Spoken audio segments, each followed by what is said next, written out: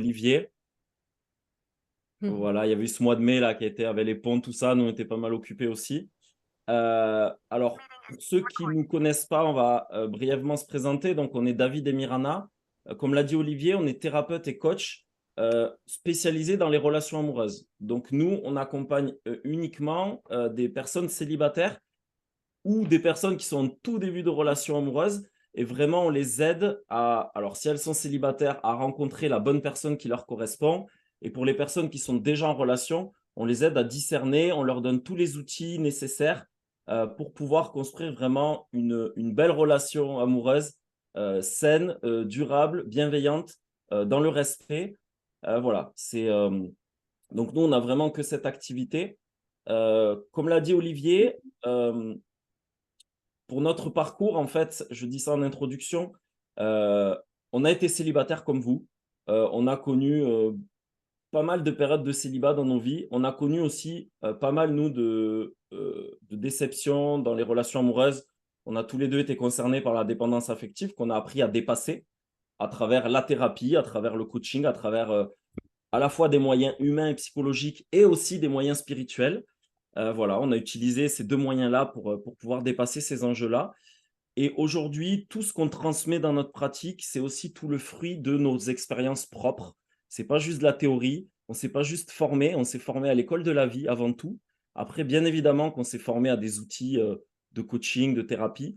Voilà. Et toute notre approche et tous nos accompagnements sont vraiment le fruit de notre expérience. Et voilà, on a une grosse expérience des relations amoureuses et aussi du célibat.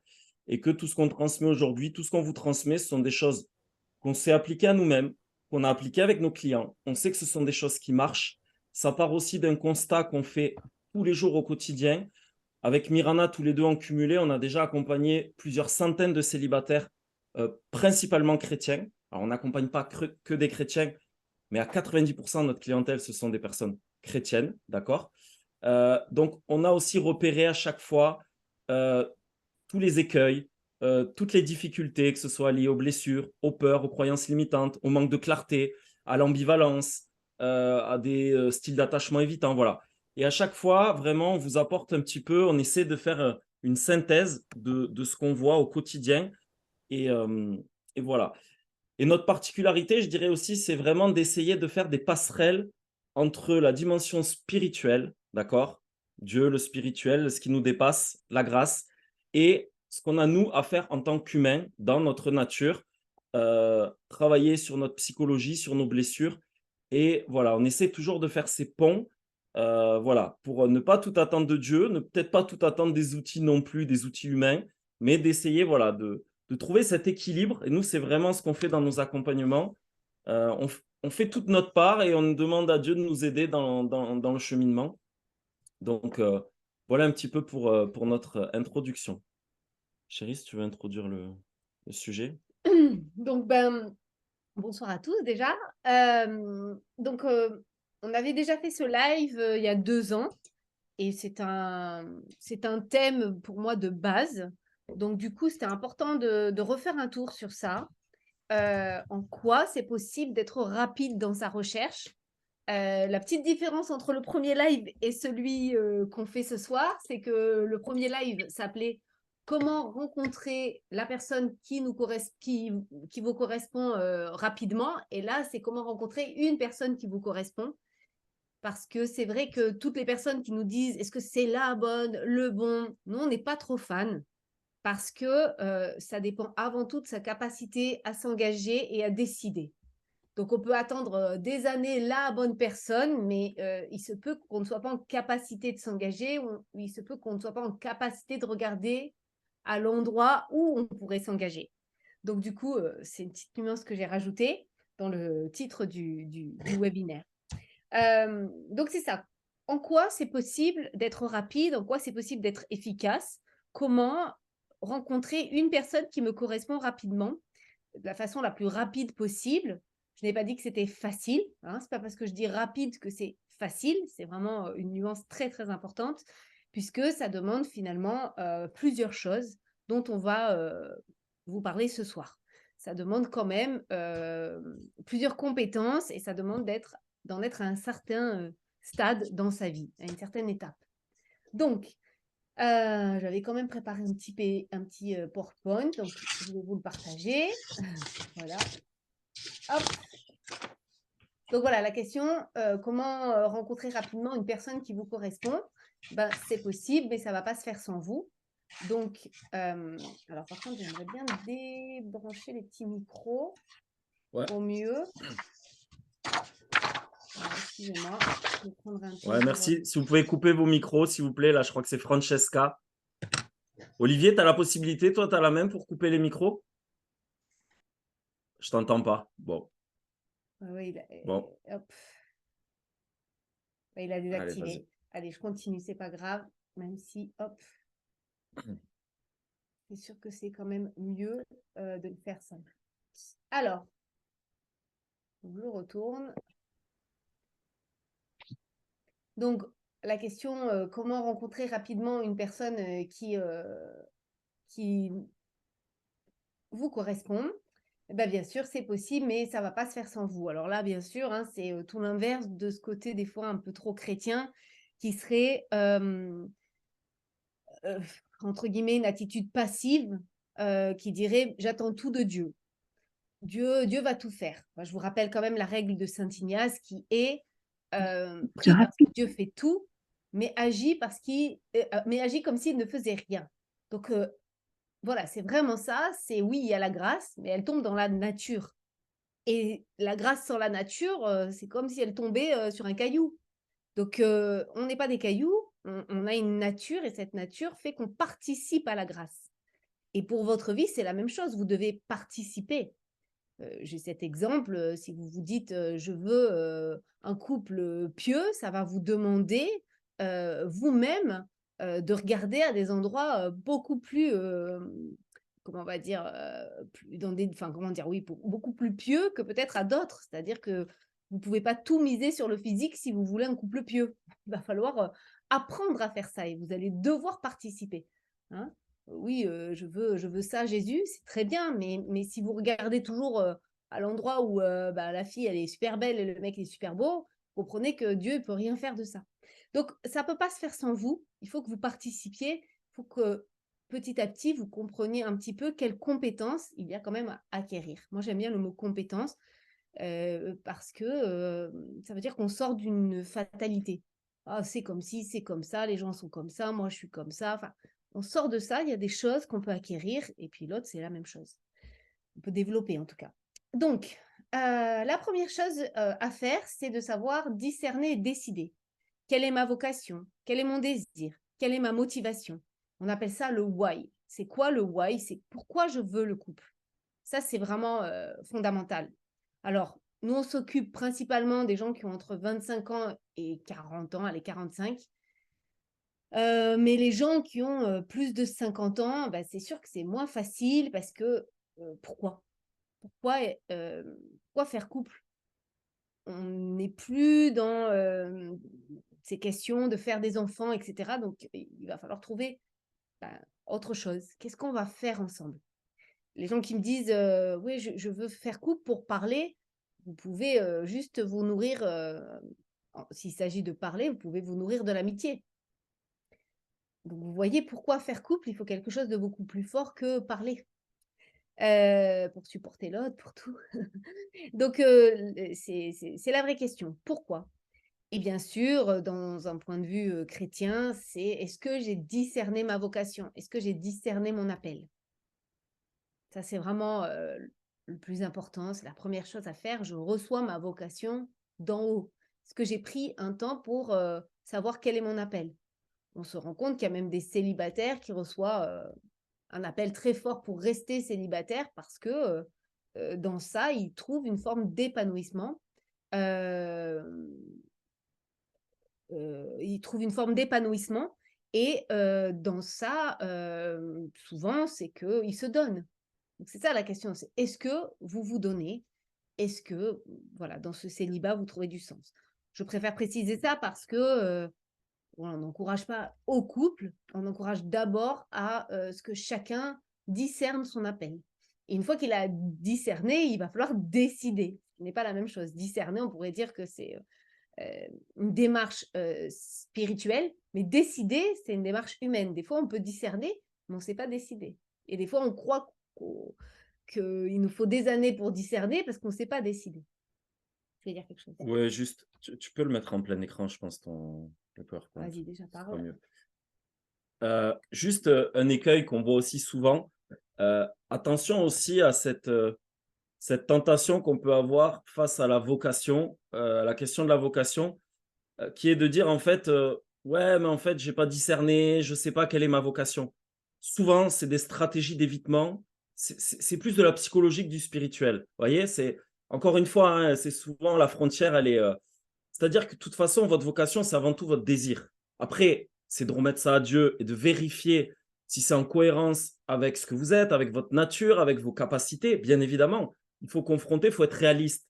Mais à un moment donné, c'est pas comme quelque chose qui vient de l'extérieur et qui vous pousserait à faire quelque chose qui ne vous correspondrait pas. C'est-à-dire qu'avant tout, la vocation, c'est aussi votre désir. C'est qu'est-ce que vous voulez, qu'est-ce que vous désirez.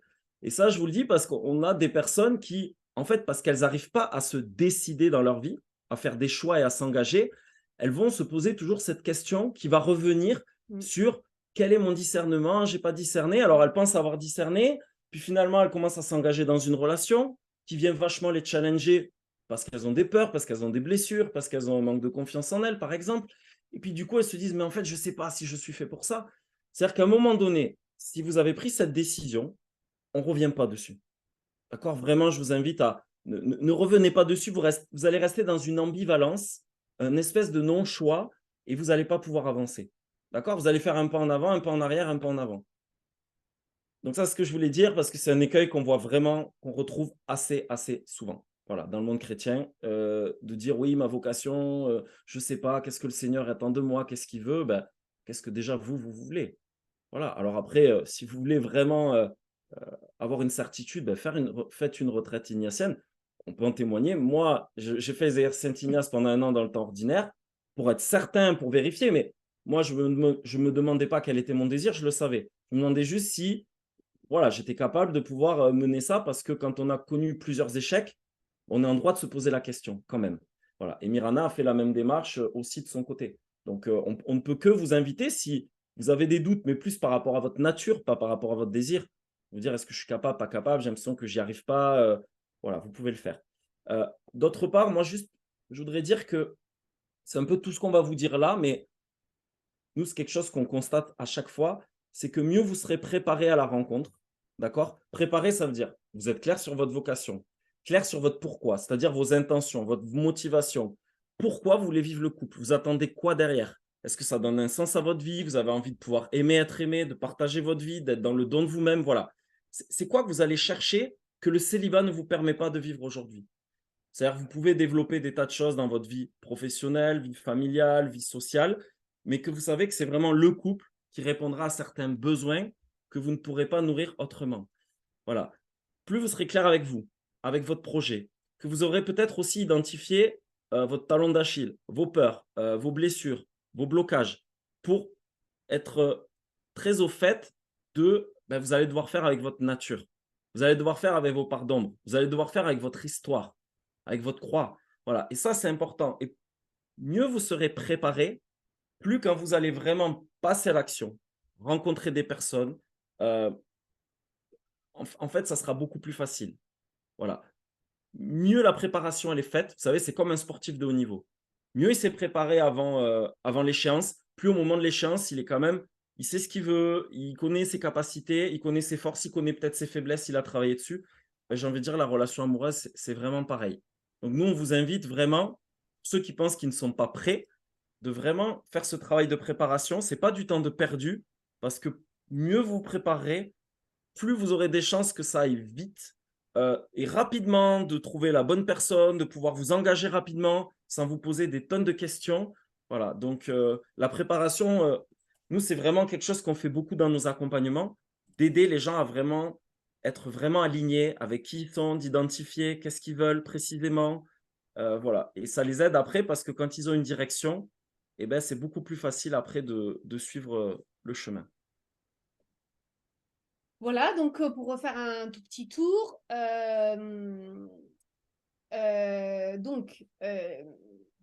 Si vraiment vous avez discerné et que vous avez décidé, hein, parce que c'est autre chose, c'est-à-dire je décide de prendre ça en main. C'est pas bon, bah, j'ai discerné que c'était le mariage, et puis écoute, Jésus, tu envoies ça quand tu veux. Parce que ce qui se passe, comme les gens ils ne participent pas à la grâce, et ben en fait, ils sont pas sur le bon terreau pour rencontrer une personne, ils sont pas préparés. Et qu'est-ce qui se passe? Ben, il se passe que dépassé la quarantaine, les femmes, elles sont déçues. Elles se disent, mais Jésus s'en est pas occupé. Et les plus prêtes à sortir du déni, elles finissent par dire, je ne m'en suis pas occupée. C'est facile de dire c'est Dieu. Donc c'est ça.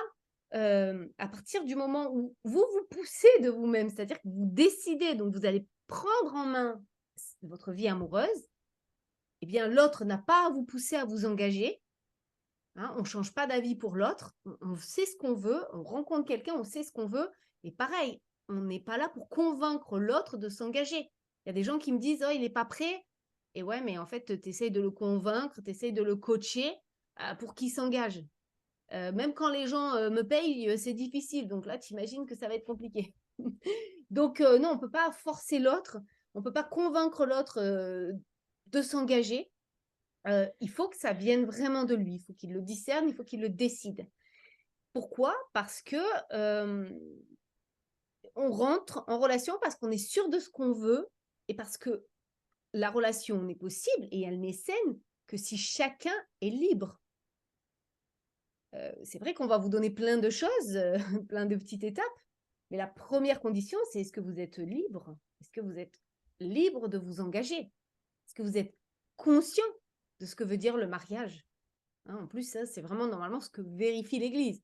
Est-ce que vous êtes libre et conscient de vous engager dans le mariage?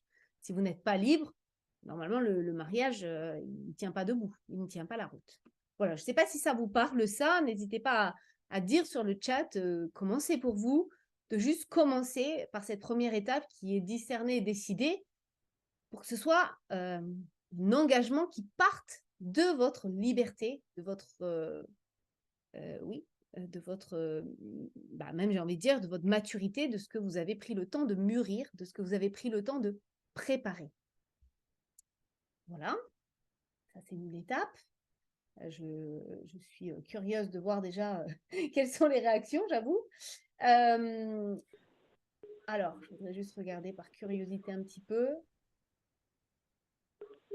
Bon, pour voir un peu. Ok. Ensuite, à partir de là, il y a une autre étape qui serait tout simplement, entre guillemets, donc on est quand même avec Théotokos, donc on va rester sur vraiment les moyens que vous pouvez mettre en œuvre à partir quand même d'un outil tel que Théotokos, sachant que ce que je vais vous dire là, c'est la même chose en présentiel. Il y en a, ils me disent, oh, je suis plus à l'aise en présentiel. Bon, ça reste à voir, mais quoi qu'il en soit, il faut la même chose en présentiel que sur le site de rencontre. Il faut quand même un petit peu les mêmes éléments. Il faut tout faire pour que le profil sur le site de rencontre soit réel et rayonnant. Hein, parce que c'est vrai que rayonnant de ce que vous êtes. Pourquoi? Parce que quand même, pour être vu, on ne peut pas rester dans l'ombre. Il va falloir quand même s'exposer. Hein, non pas pour frimer, mais pour dire qui on est, pour exister. Donc, un profil réel et rayonnant, c'est quoi? Mais c'est pareil que dans une rencontre en présentiel, c'est poser de la clarté sur qui je suis, ce que je fais de mon temps, quel est mon quotidien. La personne, elle a besoin de savoir, mais je suis qui au quotidien? Les femmes qui marquent je suis douce, gentille et sportive, c'est trop vague, c'est trop vaste, c'est trop vague. Douce, c'est-à-dire, gentille, c'est-à-dire, on peut te marcher dessus, ça veut dire quoi? Ça ne dit rien sur qui est la personne. Voilà. Ensuite, il va falloir mettre dans le profil ce que je veux et ce qui est fondamental pour moi, ce qui est structurel. Et je le rappelle, hein, ça c'est à mettre sur le profil, mais c'est la même chose dans la rencontre en présentiel, que les gens ne me disent pas « Ah oui, mais moi je suis plus à l'aise ». Oui, mais d'accord, mais vérifiez si ça vous êtes assez à l'aise Parce que généralement, si on est à l'aise, dans la rencontre en présentiel pour dire qui on est et ce qui est fondamental pour nous, franchement, j'ai envie de dire, sur Théotokos, ça coule de source aussi. Donc voilà, et développer, les 2 compétences, mais surtout, dans le fond, être capable de dire: «Bah, voilà, c'est ça que je veux, ça, c'est très important pour moi. Voilà comment je vis, voilà comment je fonctionne». Moi, je trouve ça génial, le profil parce que voilà, c'est fait. Et une fois que c'est posé, eh ben, quelque part, vous n'avez pas à le répéter à 100 personnes. Mmh. Le site le fait pour vous. Et puis, c'est quoi mon histoire? Qu'est-ce qui fait que je suis là, sur Théotokos, et que j'en suis là? Ça, c'est vraiment important. Les gens, souvent, mettent ça de côté. Et plus vous le cachez, plus c'est un peu louche, j'ai envie de dire. Bon, je tape dedans, mais c'est ça, hein. C'est aussi une façon un petit peu de dire à l'autre bah, son histoire. Je sais pas, moi, si c'est quelqu'un qui dit bah, j'ai été passif, bah, si vous rencontrez quelqu'un avec qui ça match, si vous retombez dans la passivité, elle pourra vous le dire. C'est déjà commencer à créer des relations honnêtes sur mes travers. Et l'autre, il pourra dire, bon, bah là, tu retombes un peu dans la passivité, tu crois pas que tu te... Ou quelqu'un qui dit, je suis très isolé, bon, bah là, tu crois pas que tu es en train de t'isoler. Enfin, c'est vraiment une façon déjà de donner à l'autre de quoi venir vers vous, de quoi vous rejoindre, de quoi comprendre votre histoire. Si c'est par contre, j'ai eu 1000 échecs amoureux, eh ben, cette personne, elle va comprendre que des fois, vous êtes un peu sur la défensive et vous demandez bon, qu'est-ce qui va se passer par la suite. Bon, ça permet à l'autre bah, de vous cerner aussi. Donc, c'est s'exposer pour, à un moment donné, être un peu cerné. Et c'est sûr que si on n'a pas la capacité de se respecter, d'être intègre, et ben, quand il va y avoir des gens qui sont mal intentionnés, parce qu'il y a des gens, ils sont toxiques en relation, eh bien, on ne va pas avoir la compétence, un, de les voir, et deux, de leur dire non. Là, j'ai fait un live lundi, il y a une personne qui me dit, mais moi, je ne suis pas capable de dire non. Commencez par ça. Ça ne sert à rien de chercher à être en couple si vous n'êtes pas capable de dire non, si vous n'êtes pas capable de poser des limites. Donc là, on parle de ce qui permet d'être en couple, mais avant d'être en couple, ben, vraiment, il faut être capable de dire non. Donc, pour rayonner, vous comprenez bien qu'il ne faut vraiment pas parler de l'autre. On n'est vraiment pas sur ce terrain-là. Si vous commencez à dire, alors, dans mon profil, je cherche, excusez-moi, il y a un son qui me dérange, ça me perturbe. Si dans le profil, vous commencez à dire, bah, moi, je cherche un homme sportif, rigolo, mais vous dites rien sur vous.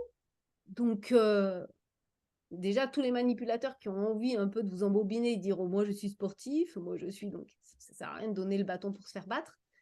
Parlez de vous. Incarnez ce que vous êtes, dites je, et on verra quel je en face répond.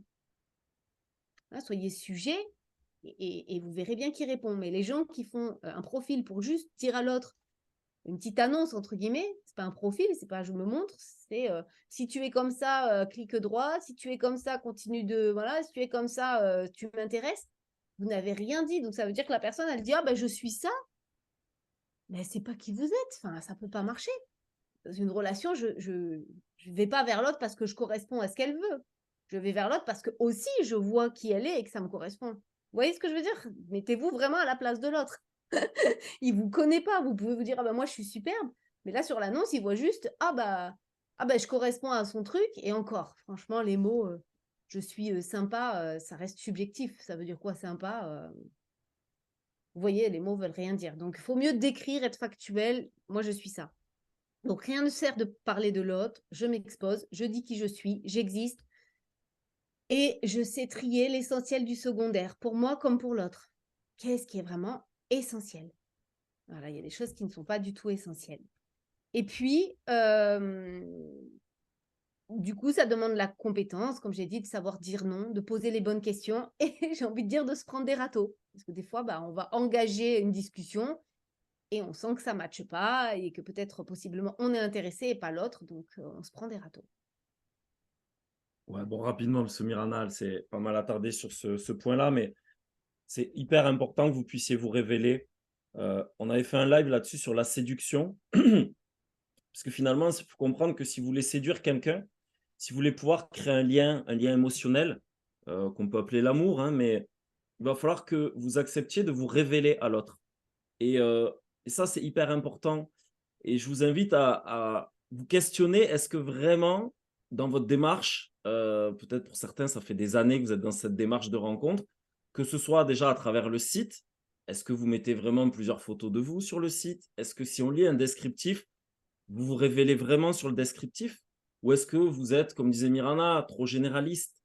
«J'aime la lecture et les balades en forêt». Bon, peut-être, c'est bien, ça vous définit un petit peu si vous aimez la lecture et les balades en forêt, mais qu'est-ce que vous pourriez dire qui est un peu plus singulier, heu, qui dit vraiment de vous? Voilà. Parce que, bah, justement, déjà, le site de rencontre, on peut avoir l'impression, il y a des tas et des tas de profils, on ne sait pas vers quel profil je vais discuter et nous, ça, c'est vraiment un travail qu'on fait beaucoup avec les personnes qu'on accompagne. C'est vraiment de créer un profil déjà qui les révèle vraiment.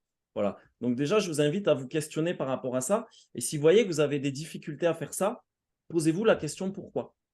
C'est quoi? Vous avez peur de vous exposer, vous avez peur d'être critiqué, vous avez peur d'être rejeté, vous avez une mauvaise image de vous. Voilà. S'il y a des freins, c'est OK. On a tous des freins, on a tous des peurs, on peut avoir des blocages. Mais ce qui est important, c'est de les identifier pour pouvoir ensuite, bah, éventuellement, un petit peu travailler dessus. Et puis certainement, bah, devoir dépasser certaines peurs. Voilà. C'est hyper important de pouvoir vous révéler. Heu, Si vous voyez que ça fait un moment que vous êtes sur le site ou que vous cumulez les premiers rendez-vous, mais que ça donne jamais suite, probablement, je dis bien probablement, c'est que vous vous révélez pas suffisamment. Voilà. Si à chaque fois les personnes ne donnent pas suite, alors peut-être qu'il y a des personnes, c'est parce que vous leur correspondez pas et ça, c'est OK. Mais c'est pareil. L'avantage, si vous vous révélez vraiment, même sur les premiers rendez-vous ou sur des échanges téléphoniques ou des visios ou si vous allez boire un verre, heu, plus vous allez vous montrer vous-même dès le départ, plus la personne pourra se faire une idée si vous correspondez ou pas. Voilà et par contre, si vous vous révélez pas, le problème c'est quoi? C'est que ça se trouve la personne, elle va pas donner suite. Non pas que vous l'intéressiez pas, c'est que vous lui avez pas donné l'opportunité de vous révéler. Vous lui avez pas donné l'opportunité, si vous voulez, heu, qu'elle puisse, se faire une idée de qui vous êtes. Voilà et ça, c'est de votre responsabilité de vous ouvrir à l'autre et des fois, par effet miroir, Heu, le fait d'être un peu dans la retenue, dans la réserve, dans les peurs, on est beaucoup dans l'analyse, on ne sait pas trop, des fois on a la pression. Bah, il suffit que l'autre en face se mette dans la même position que vous et en fait, vous allez passer votre temps à vous observer, vous analyser. Vous allez rester en surface, vous risquez d'avoir des échanges de surface et ça ne permettra pas de créer du lien. Voilà et ça, c'est vraiment un retour qu'on a très, très souvent avec les personnes avec lesquelles on discute ou qu'on accompagne. C'est vraiment de d'arriver finalement à créer ce lien émotionnel, hein, qu'on peut appeler cette séduction, voilà, pour créer vraiment, un lien fort. Voilà, donc je ne sais pas du tout vous, comment vous recevez ça. Je vois que des gens, bah, résistent. Je vous rappelle que si vous ne voilà, si vous n'adhérez pas, vous n'êtes pas obligé de rester jusqu'au bout du live. Ce qu'on dit, voilà, on ne dit pas la vérité, on porte un témoignage, on porte des clés. Vous faites ce que vous voulez, c'est pas notre vie, hein, voilà. Un live gratuit, dans tous les sens du terme, voilà, vous faites vraiment ce que vous voulez. Pour ceux qui vraiment, sentent que, il y a du bon sens, parce que nous on cherche d'abord le bon sens, eh bien, voilà, je vous invite à peut-être réagir, à nous dire un petit peu comment vous prenez les choses. Je vois qu'il y a une question qui est, qu'est-ce qu'être libre de s'engager? C'est une très bonne question. Par exemple, il y a des gens qui me disent, «Il n'a pas oublié son ex, donc il n'est pas libre de s'engager».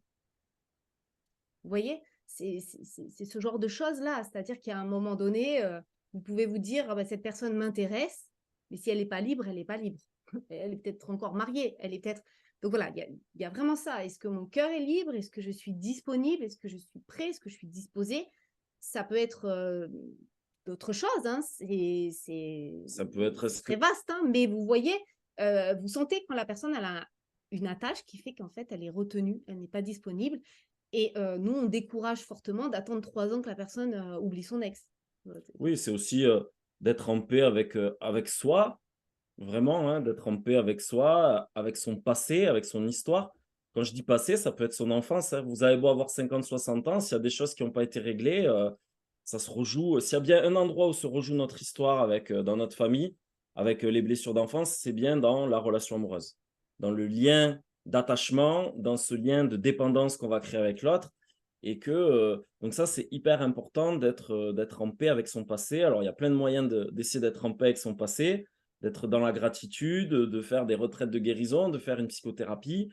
Voilà, d'accepter son passé, d'accepter ses blessures, d'être résilient par rapport à ça et de tirer des talents de ce qui peut apparaître comme étant des blessures, des croix et des boulets aux pieds.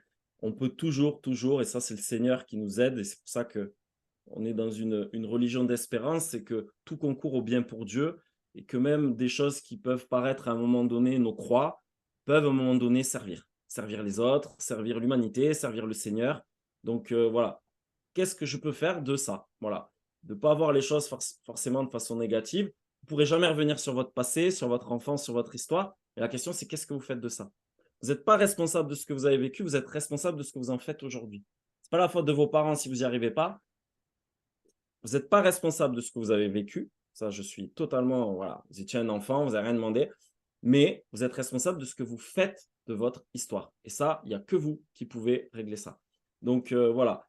Et la capacité de pouvoir se donner et s'engager, c'est-à-dire de s'attacher à une personne, de s'engager, de prendre ses pleines responsabilités euh, et d'accepter en fait ce lien de dépendance à l'autre sans, voilà, sans résister à ça et d'accepter aussi très clairement hein, de lâcher tous les bénéfices du célibat. C'est-à-dire qu'il y a un deuil à faire. Il faut en être très, très, très, très conscient. Et pour ceux qui ont vécu un célibat depuis 5, 10, 15 ou 20 ans, celui qui me dit non, il n'y a pas de bénéfice, j'y vois que des inconvénients, c'est qu'à mon avis, il n'a pas bien analysé la situation.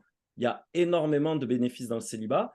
Il faut accepter, je le dis tout le temps aux personnes que je coach, que rentrer dans une relation amoureuse, c'est très inconfortable. Je le répète, c'est très inconfortable.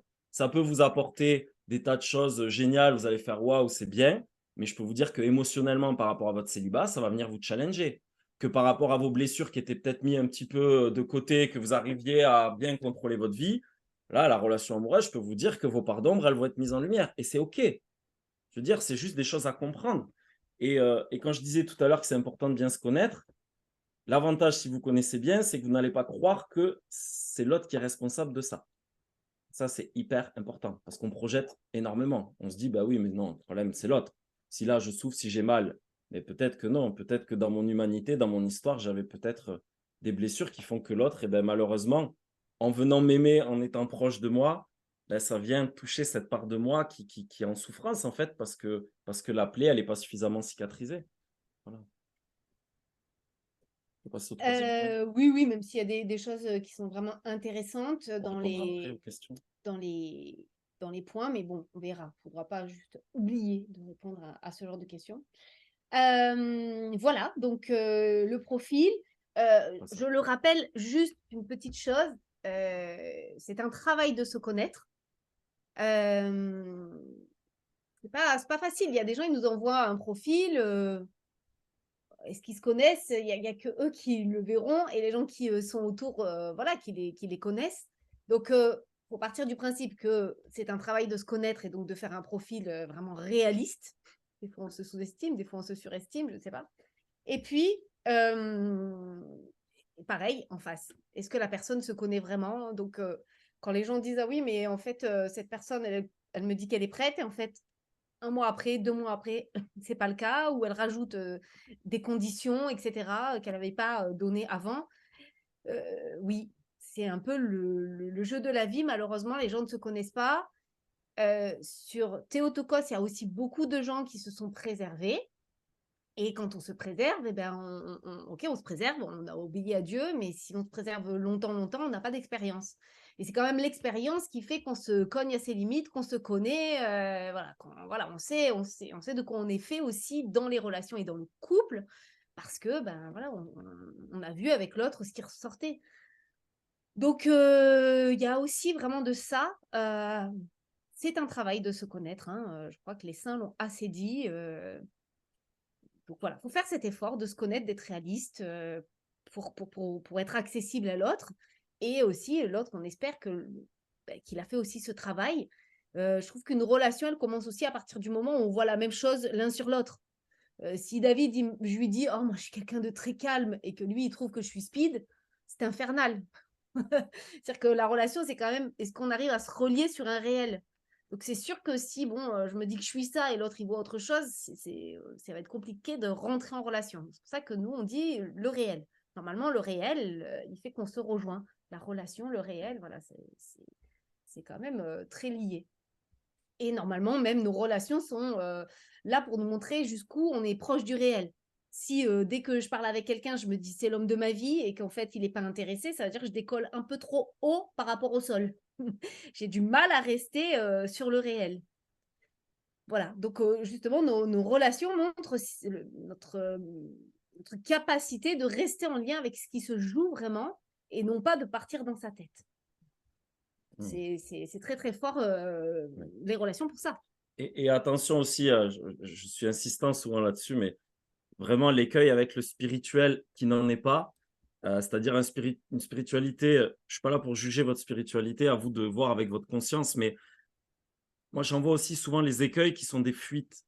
C'est-à-dire en fait la spiritualité qui vient, par projection de toutes les peurs que vous avez et attention à ça parce que si vous surinvestissez la relation que dans la dimension soi-disant spirituelle, mais qui est en fait un fonctionnement de fuite et d'évitement pour pas aller justement dans la dimension psychologique, humaine, émotionnelle, vous voyez, c'est qu'on voudrait être sur le plan un peu haut perché, mais la dimension incarnée, on ne la rejoint pas. Et pourtant, c'est là que vous allez vraiment faire relation, créer du lien. Et attention à ne pas surinvestir, soi-disant, le spirituel. Alors, il faut qu'on soit spirituel. On ne va pas vous dire le contraire. Que vous vouliez fonder un couple chrétien, mettre le Seigneur au centre, prier ensemble, c'est OK. Mais toute la dimension humaine, psychologique, émotionnelle de l'âme, de toute façon, ça va être votre part à vous. D'accord? Il y a la part de Dieu, mais ça, c'est votre part, comme disait Mirana au début. Et donc, attention de ne pas surinvestir une spiritualité qui, en fait, n'en est pas. Confrontez-vous. Vaut mieux que vous disiez, en fait, j'ai très, très peur.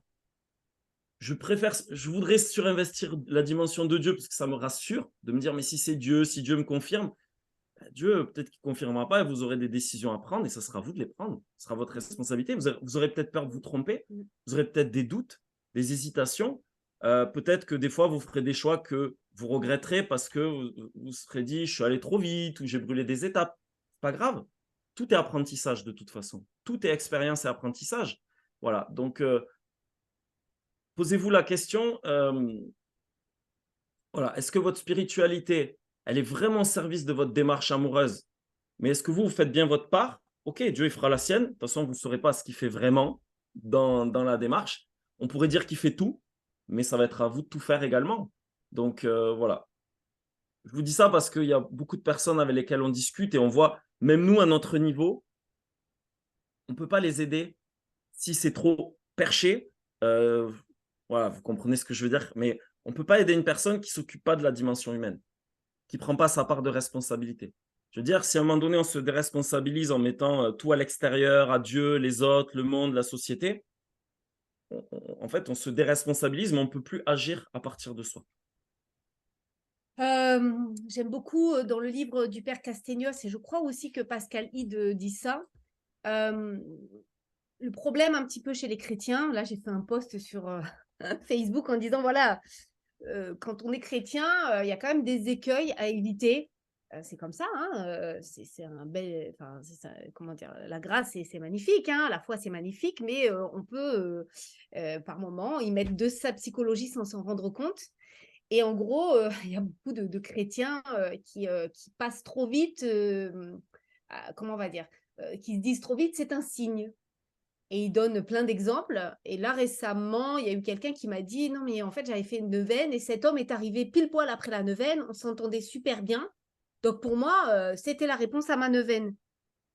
Et c'est là que le prêtre dit: «Mais tu vas peut-être un peu trop vite et peut-être que ça dit pas exactement ce que tu penses. Peut-être que, oui, il y a cet homme et que ça te montre, tu vois, il est pas vraiment prêt et peut-être que, toi, tu en es où? Il y a peut-être d'autres choses à voir. Peut-être qu'il faut que tu développes la capacité de résister à une tentation pour pouvoir rencontrer quelqu'un derrière». Vous voyez? Donc nous, on est là, ça y est, je fais ma neuvaine, ça y est, ça arrive, alors qu'il se peut que, bah, oui, possiblement, Dieu laisse cet homme pour que tu vois que il n'est pas disponible et que ça marche pas. Et donc, il faut que tu casses quelque chose en toi pour dépasser cette forme un petit peu sensible qui t'empêche en fait d'aller au-delà et de te dire s'il n'est pas disponible, si il est encore attaché à son ex-femme, allez, je résiste à cette tentation. Donc, vous voyez, des fois, les signes, c'est un peu comme il dit, ce qui nous arrange. Donc là, c'est un peu l'écueil côté chrétien, etc. C'est de mettre Dieu, Dieu, Dieu partout. Voilà, je sais que les accompagnateurs spirituels, ils vont mollo, hein. C'est plutôt les novices qui disent Dieu m'a dit, Dieu m'a dit, Dieu m'a dit, Dieu m'a dit. Les accompagnateurs spirituels. Quand on a demandé à Padre Pio, est-ce que vous êtes d'accord pour ça? Est-ce que Dieu est d'accord pour ça? Il a dit, moi, je suis d'accord. Vous voyez, il n'a pas dit Dieu a dit oui. Voilà. Il a exercé sa part de discernement humain. Voilà, donc ça, c'est important à dire. Ensuite, sans transition, on passe au point 3.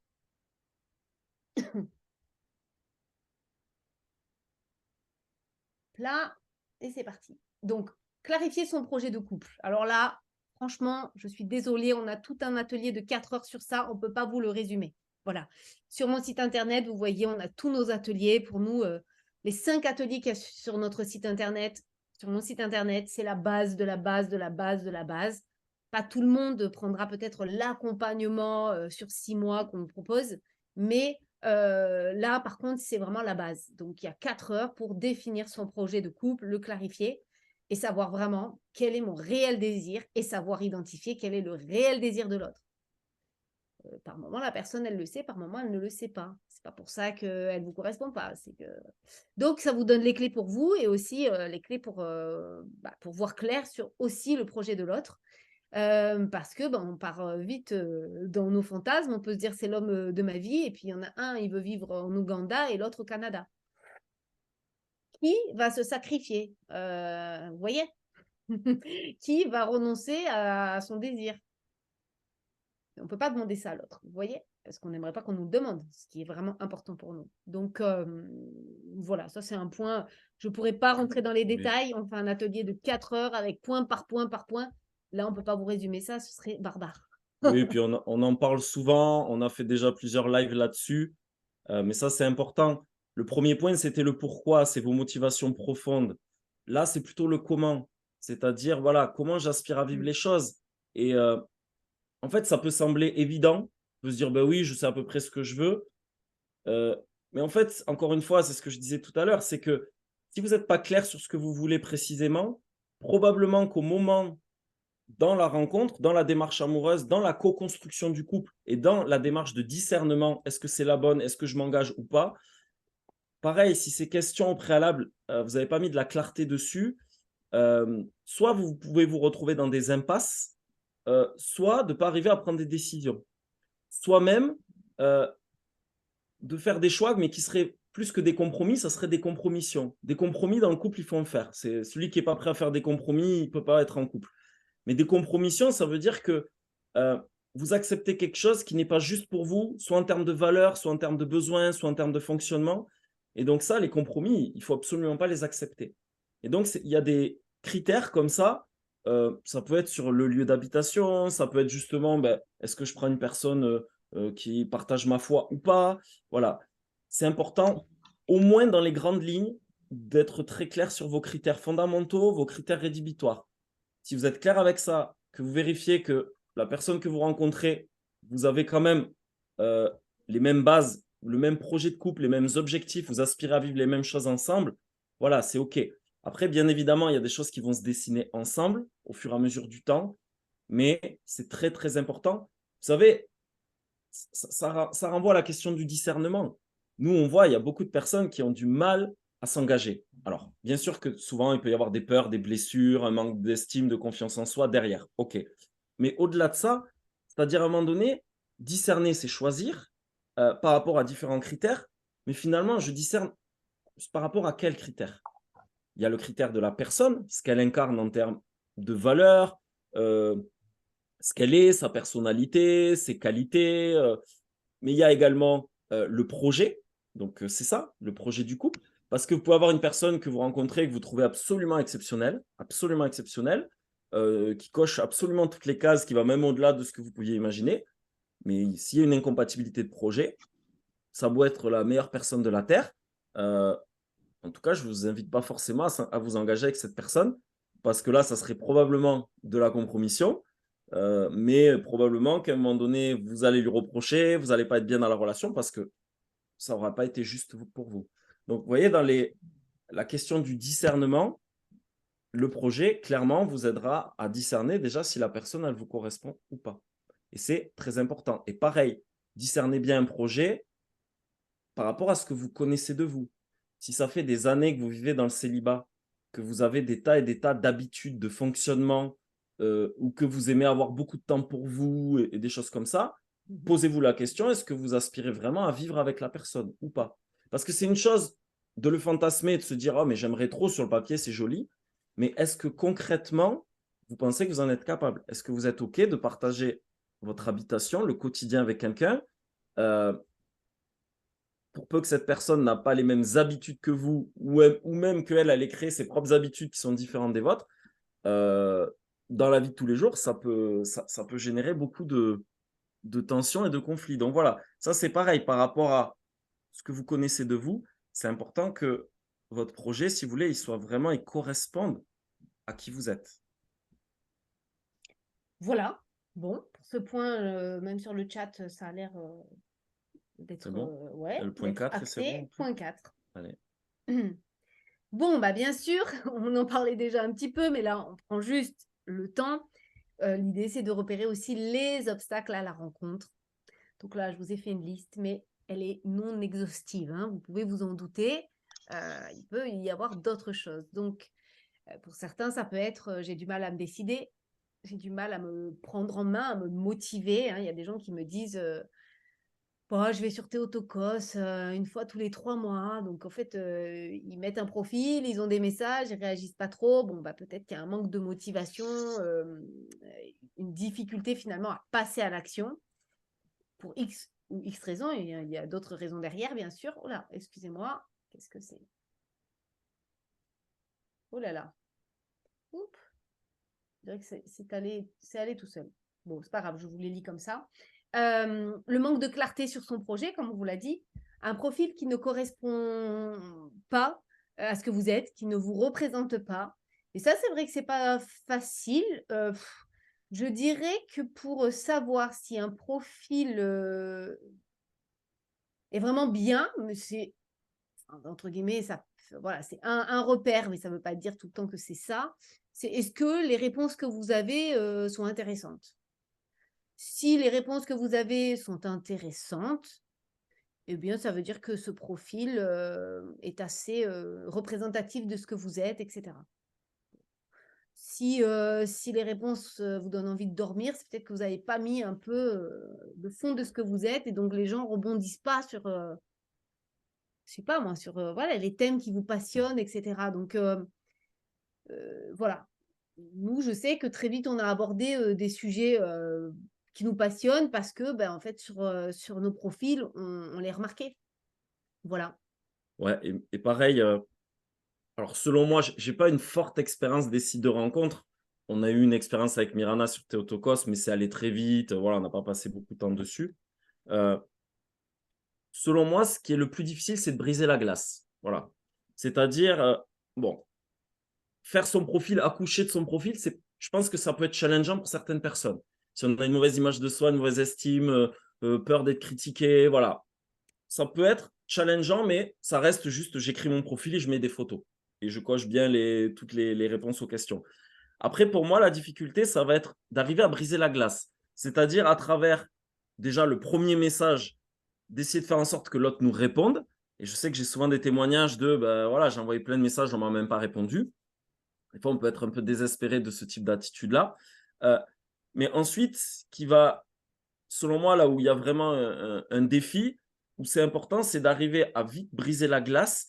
Si vous restez toujours dans des questions de surface, comme tu fais quoi dans la vie, c'est quoi ton boulot, ok, vous voyez, vous restez sur des questions. Alors, ok, au début, on brise la glace, on ne va pas poser des questions forcément très profondes, Mais déjà, essayez de rebondir sur ce qui est dit sur le profil. Dites ce que vous aimez par rapport au profil.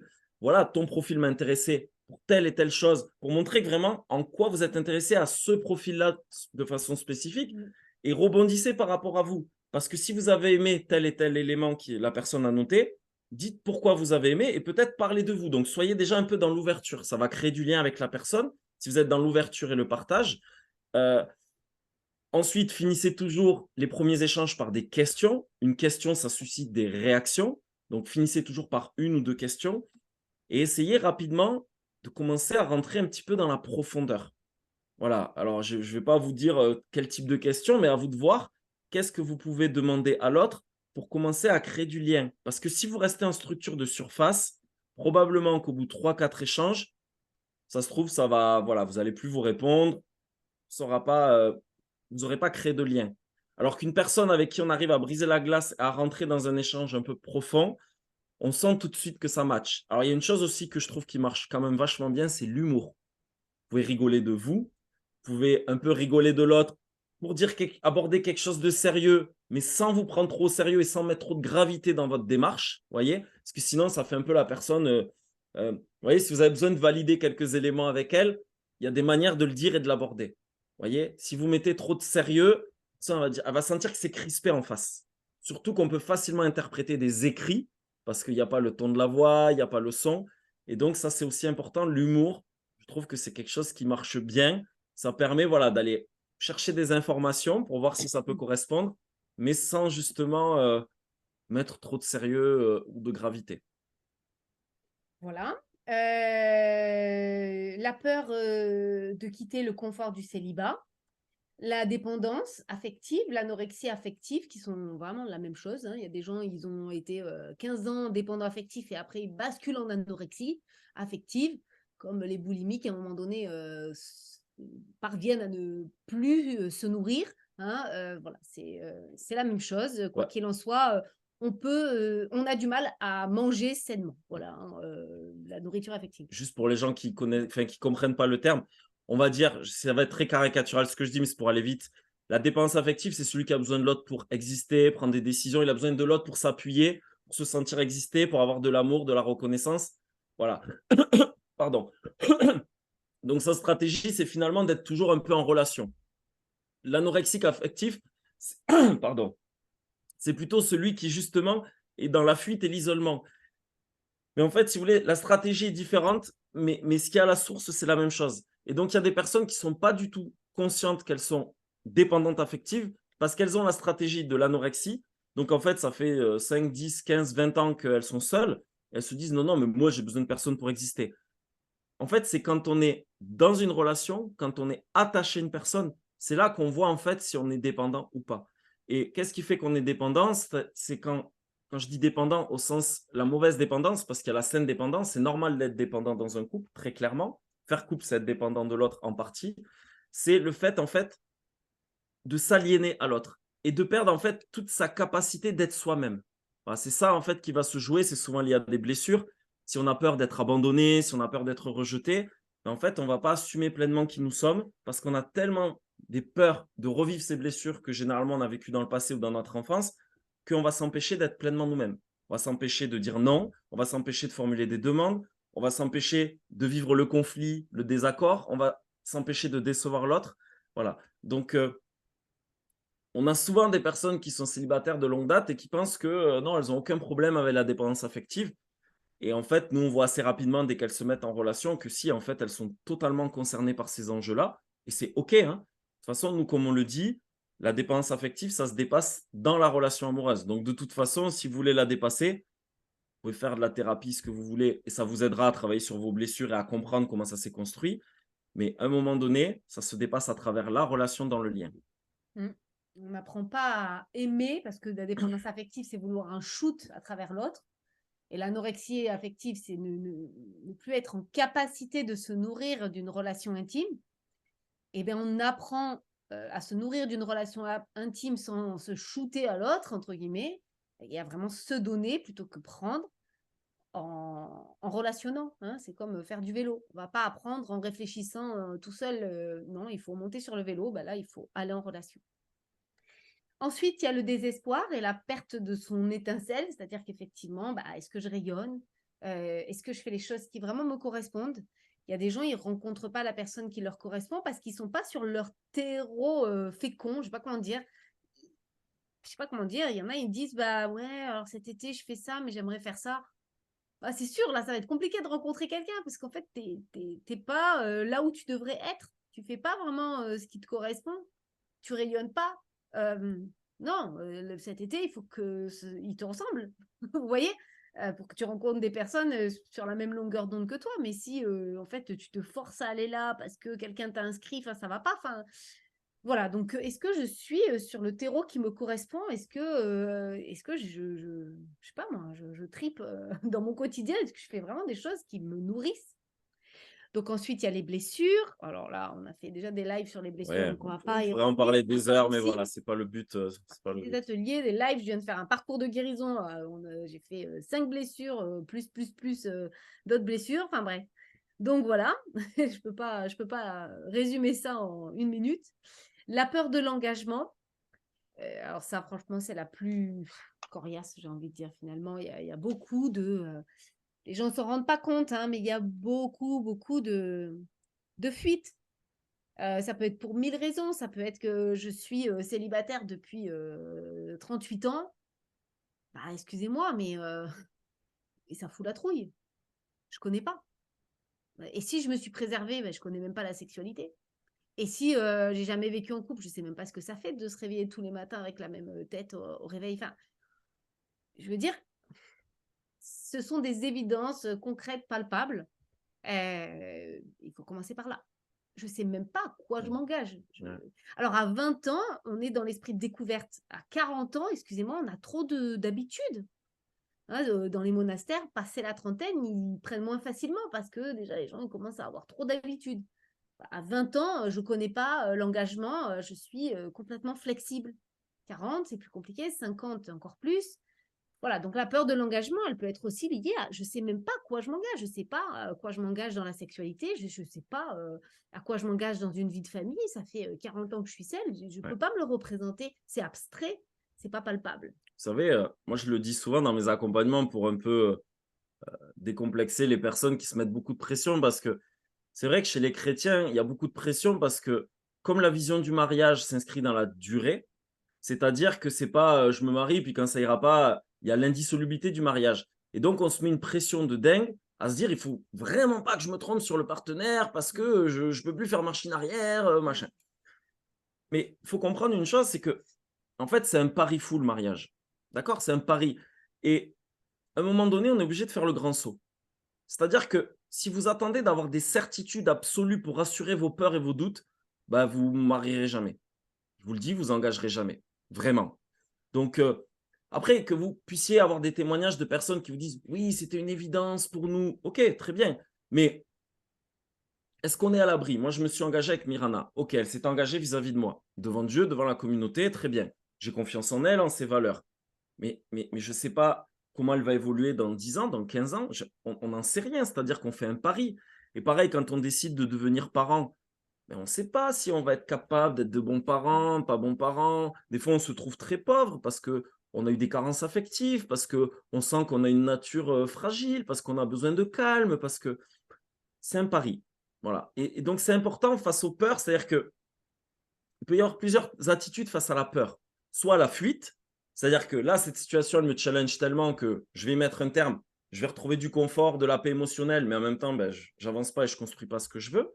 Soit le contrôle, c'est-à-dire que je vais chercher à tout contrôler, moi, l'autre, la relation et tout ça, mais à un moment donné, vous ne pouvez pas contrôler les choses. Vous pouvez mettre de la conscience sur beaucoup de choses, et ça, je peux vous dire que nous, dans l'accompagnement, on donne toutes les clés, les outils pour mettre vraiment beaucoup, beaucoup de conscience dans la démarche amoureuse, d'accord, pour bien discerner avec vraiment des éléments tangibles, objectifs.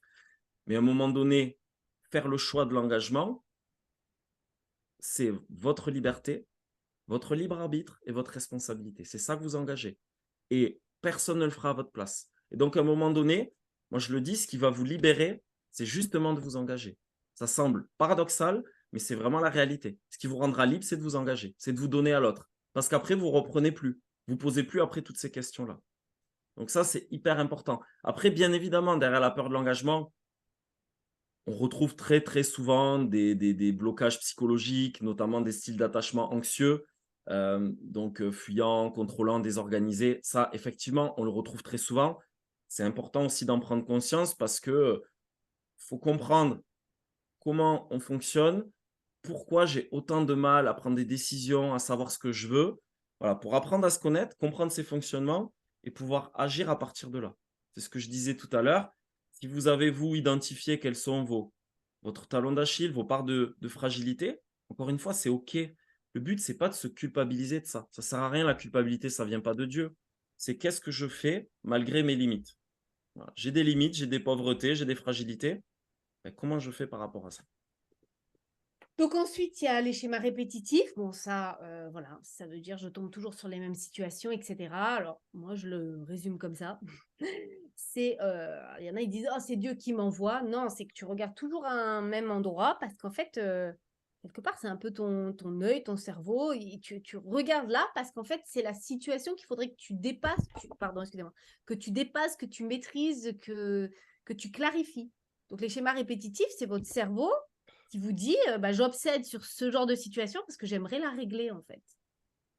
Voilà.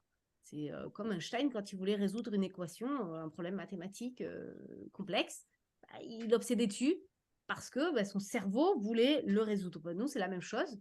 Les choses se répètent parce que bah, tout en nous voudrait dépasser cette difficulté, soit être en paix avec ça, soit pouvoir la gérer autrement, etc. etc. Manque de motivation, je l'ai déjà mis. Et puis, bon, bah voilà, il y a des discours contradictoires. Alors là, franchement, voilà. En séance, on a de tout. Hein. Des gens qui disent je suis prêt, je suis pas prêt dans la même phrase. Donc, ça, j'ai envie de dire, comme disent les psychanalystes, le début du travail psychologique commence quand on se rend compte qu'on dit une chose et son contraire. Donc, ça veut dire qu'on n'a pas commencé à voir qu'on n'est Ouais. pas unifié. Ben, Donc, quand on n'a pas commencé, on se contredit, on ne le voit pas. Quand on commence à voir qu'on a dit dans la même phrase une chose et son contraire, c'est normalement, là on peut commencer le travail. On se dit, waouh, je ne suis pas unifié. Bon, voilà. oui, après, bon, il y a des gens qui sont ambivalents et c'est OK. Bon, c'est sûr que ça va pas être facile pour eux de se positionner. Moi, comme je dis souvent aux personnes que j'accompagne, heu, ce qui dit la vérité d'une personne, c'est ses comportements. C'est pas ce qu'elle dit. Parce que elle peut être convaincue de ce qu'elle dit. Elle peut être dans le déni d'elle-même, elle peut être dans un déni de réalité, un manque de connaissance d'elle-même. Mais ce qui dit la vérité d'une personne, c'est son comportement. Donc il faut toujours observer le comportement de la personne. Encore une fois, hein, vous pouvez avoir une personne en face de vous qui vous dit quelque chose et son comportement n'est pas congruent avec ce qu'elle vous dit. C'est pas qu'elle est forcément manipulatrice, menteuse ou quoi que ce soit. C'est que elle pense, elle croit à ce qu'elle vous dit. Mais dites-vous vraiment une chose, c'est que quand vous apprenez à connaître une personne, ok, fiez-vous un peu à ce que vous dit la personne. Partez du principe quand même qu'elle est sincère dans ce qu'elle vous dit. Très bien, si elle vous dit, mais moi c'est ça que je veux, ça que je désire, voilà mon projet. Mais surtout, observez comment elle fonctionne. La vérité d'une personne est pareil pour vous. Et je vous invite à vous observer. Euh, je pourrais vous poser la question comme ça, je la pose tout le temps quand je fais mes entretiens avant d'accompagner les personnes. De 1 à 10, à combien c'est important pour toi d'être en couple dans 6 mois ou un an? Bon, les personnes me donnent un chiffre. Déjà, s'ils me donnent moins de 9 ou 10, alors qu'elles viennent me voir pour peut-être un accompagnement, je leur demande pourquoi tu es à ce chiffre-là, pourquoi tu es à 6, pourquoi tu es à 7. Bon, si la personne elle me dit je suis à 8, 9 ou 10, ça veut dire que c'est quand même hyper important dans ma vie. Ok. Euh, très bien. T'as fait quoi là les 6 derniers mois? Quelles actions t'as mis en place dans ta vie pour réaliser cet objectif? Et vous voyez, si elle me dit je suis à 10, j'ai un désir immense, mais qu'il n'y a aucune action depuis 6 mois, le comportement ne reflète pas le désir. Donc c'est un désir fantasmé, idéalisé, mais il n'y a pas eu les actions qui ont été mises en place. C'est-à-dire que si à un moment donné, vous êtes à 10 dans quelque chose, ça veut dire que c'est du niveau d'importance absolue dans votre vie en ce moment, ben, probablement que il faut mettre toutes les actions. Quand je dis toutes les actions, vous n'êtes pas obligé de passer toutes vos soirées sur Théotokos, vous voyez. Mais c'est une chose de passer toutes vos soirées sur Théotokos ou d'y aller, je ne sais pas moi, 2 fois par semaine, d'aller voir un petit peu, d'écrire, de relancer des personnes, d'essayer d'obtenir 1, 2, 3 rendez-vous dans le mois. Voilà. Pareil cet été. Et je vous pose la question, juste vous faites un examen de conscience. À combien c'est important pour vous aujourd'hui d'être en couple? D'accord? On en revient à la question du why, hein. Première question. Voilà. Est-ce que c'est 8? Est-ce que c'est 9? Est-ce que c'est 10? Qu'est-ce que vous faites pour vos vacances cet été? Est-ce que vous allez encore avec les mêmes amis que vous connaissez, voilà? Ou est-ce que vous essayez de créer des opportunités de rencontre? Voyez? Très concrètement, comment vous utilisez votre temps de libre? Est-ce que ça s'inscrit dans oui, je reste dans mon petit confort de célibataire et ça me fait du bien? Ou est-ce que vraiment, vous faites peut-être des choses et pour être passé par là, et Mirana aussi, on le sait, parfois c'est challengeant. Aller faire un week-end célibataire, peut-être que vous n'avez pas envie, au même titre que parfois s'inscrire sur un site de rencontre, c'est pas votre truc. C'était pas notre truc non plus, hein. Très clairement, c'était pas mon truc d'aller sur un site de rencontre. Je rends grâce au site de rencontre, je rends grâce à Olivier, à sa sœur d'avoir fondé ce site, sans quoi j'aurais jamais rencontré ma femme. Donc, vous voyez, c'est aussi accepter de faire vraiment des efforts, de faire des choses qui sont peut-être pas forcément agréables. Peut-être que vous préférez partir 2 semaines en vacances dans une île paradisiaque plutôt que vous coltiner, je sais pas moi, un séjour célibataire ou je sais pas, peu importe quoi. Mais voilà, c'est important que vous mettiez des actions vraiment en place pour atteindre votre objectif. Parce que c'est pareil, vous avez beau dire: «Oui, mais moi je suis inscrit sur Totokos. Oui, mais moi j'ai prié des neuvaines. Oui, mais moi, j'ai fait dire des messes». Ouais, OK, mais concrètement, tu as fait quoi d'autre? Est-ce que tu es allé un peu dans des week-ends? Tu as appelé? Est-ce que tu as fait des démarches concrètes? Voilà. Après, encore une fois, je ne voudrais pas avoir l'impression de parler comme un livre. C'est pas 1 + 1 = 2. Vous avez fait ça et puis ça va marcher. J'en suis totalement conscient. Il y a la grâce, il y a la providence. Tout ça, nous, en tant que coach, on n'a pas de prise là-dessus. Ça, c'est les plans de Dieu. Mais quand même, voilà. Est-ce que vous pensez que vous faites tout ce qu'il faut de votre côté, vraiment, pour pouvoir réaliser ce projet qui vous tient à cœur? Et vraiment, il n'y a que vous qui pouvez répondre à cette question. Et je vous invite, et j'invite moi souvent, à observer votre situation avec vraiment une honnêteté radicale. Avec une honnêteté radicale. Brutal. Oui, brutal. Sortez du déni, sortez de tout ça. Le but n'est pas du tout de se culpabiliser. Quand bien même vous dites: «Non, mais en fait, je me rends compte que j'y arrive pas, que je suis bloqué». Mais c'est OK. Bah, Et c'est déjà un la bon première constat de étape, faire ça, ça. c'est la première étape. Parce que ça dit la réalité de ce que vous vivez. Plutôt que chercher des prétextes, des excuses à l'extérieur, ben oui, c'est moins douloureux de se dire que le problème, il est à l'extérieur, qu'il est à cause de la société, qu'il est à cause des hommes ou des femmes, heu, que de se dire: «Bah, effectivement, j'ai du mal. J'ai du mal à concrétiser, je ne sais pas pourquoi», voilà. Est-ce que tu voulais rajouter quelque chose? Oui, alors, on va Et partir sur après les questions-réponses, hein. Donc ça, je clôt la question des blocages. Donc là, je vais commencer les questions-réponses. Enfin, nous OK. allons commencer. Tu veux que sur tu les réponds comme ça ou? Bon, j'en ai vu quelques-unes, mais Olivier, si j'en oublie, bah, n'hésite pas. Est-ce que c'est bon pour toi? Voilà, parce que j'en ai vu passer, donc voilà, je vais me concentrer sur ce que j'ai vu. Puis si votre question est passée à la trappe, vous pouvez la reposer au cas où Allez, elle juste, nous échappe. il y avait une Oui. question, alors je l'ai peut-être pas vue entière, c'est-à-dire celui qui dit: «Bon, j'ai l'impression de faire ce qu'il faut» et c'est OK. Même si là, je vous aurai en face, je prendrai le temps de vous questionner pour voir vraiment ce que vous avez fait. Attention aussi une chose, c'est-à-dire que si par exemple vous êtes à rechercher l'idéal ou à fantasmer la relation et que vous avez l'impression de faire ce qu'il faut, c'est-à-dire, bah oui, j'ai rencontré des personnes, mais c'était jamais la bonne, ou ça s'est jamais bien passé, ou la relation se passait pas bien, c'est peut-être simplement que la représentation que vous avez du couple, de la personne que vous recherchez, ou de ce que ça devrait être, ou de ce que vous pensez que vous devriez vivre, en fait, c'est peut-être que vous recherchez un idéal ou que vos représentations ne sont pas réalistes et réalisables. Voilà. Donc ça donne un élément de réponse. Je ne sais pas si voilà. Mais ça, c'est aussi quelque chose qui peut faire que, encore une fois, on peut, dans les comportements, être aussi beaucoup dans le faire et l'agir. D'ailleurs, c'est le cas aussi de beaucoup de personnes qui viennent nous voir. C'est qu'elles ont l'impression d'avoir essayé beaucoup de choses. Ça fait que 3 ans que je suis inscrit sur le site de rencontre, j'ai fait des week-ends célibataires, mais je ne comprends pas, je ne rencontre pas. Et nous, quand on creuse, le but, c'est quand même quoi? C'est d'aller nous débusquer les angles morts.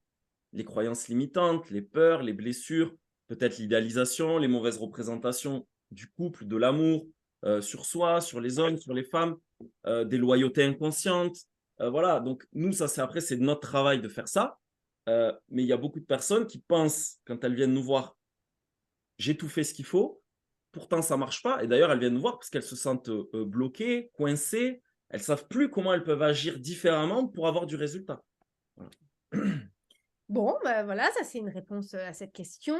Alors, moi, il y a plusieurs personnes qui rebondissent sur le fait que je parle, enfin, j'aborde le sujet de la sexualité et de cette obéissance, voilà, la chasteté. Alors, bon, j'ai écrit pas mal de posts sur ça. Je ne répondrai pas aux gens qui me disent tu nous incites à la débauche, blablabli, blablablou. Voilà, hein, je vous invite à regarder Tartuffe. Par moment, la sainteté ne fait pas de grimace. C'est pas que je sois sainte, hein, mais c'est que voilà, c'est pas la peine non plus d'en rajouter. Euh, Tout simplement, ce qui se passe, c'est que nous, sur le terrain, bon, nous, faut dire la vérité, on s'est pas préservé dans le sens, pas quand on s'est rencontrés, on a voulu, ok, être chaste, mais on a eu 1000 vies auparavant, dans le sens vraiment, on a connu des échecs, on a vécu en concubinage, donc si vous voulez, on est plutôt du genre à s'être brûlé les ailes, donc après on s'est converti, ok, on a voulu faire les choses bien, très bien. Ok, mais on réalise quand même que chez les chrétiens, il y a beaucoup de gens qui se préservent. Alors, se préserver jusqu'à 25 ans, bon, ça va. Mais c'est vrai que se préserver jusqu'à 40 ans, 46 ans, 50 ans, ça a des conséquences si on veut le couple. Attention, si on veut le couple. Donc, c'est ça. C'est-à-dire que on obéit à ça, mais on ne sait jamais si on obéit à tout. Voilà. C'est-à-dire que c'est une dimension de l'obéissance. On ne peut pas miser tout sur ça. Il y a des gens qui disent bah, je me suis préservé. Mais ce n'est pas parce que tu t'es préservé que tu t'es préparé. Il y a vraiment des gens, ils sont convaincus que parce qu'ils se sont préservés, ça y est, ça va être des bons époux. Pas forcément. Pas forcément. Donc, ça ne fait pas tout. C'est une dimension très importante, mais il y en a d'autres aussi très, très importantes. Voilà, alors, ça ne veut pas dire que je vous dis de faire n'importe quoi. Je vous dis juste de réfléchir. Et puis, dans le côté se préserver très, très, très, très longtemps, ben, plus je me préserve longtemps, longtemps, plus je vais avoir peur de l'inconnu. C'est pour ça, je dis à 22 ans, 23 ans, 25 ans, se marier, bon, bah, on est encore flexible. Et puis, voilà, découvrir le couple, ça va avec tout ce qu'on découvre.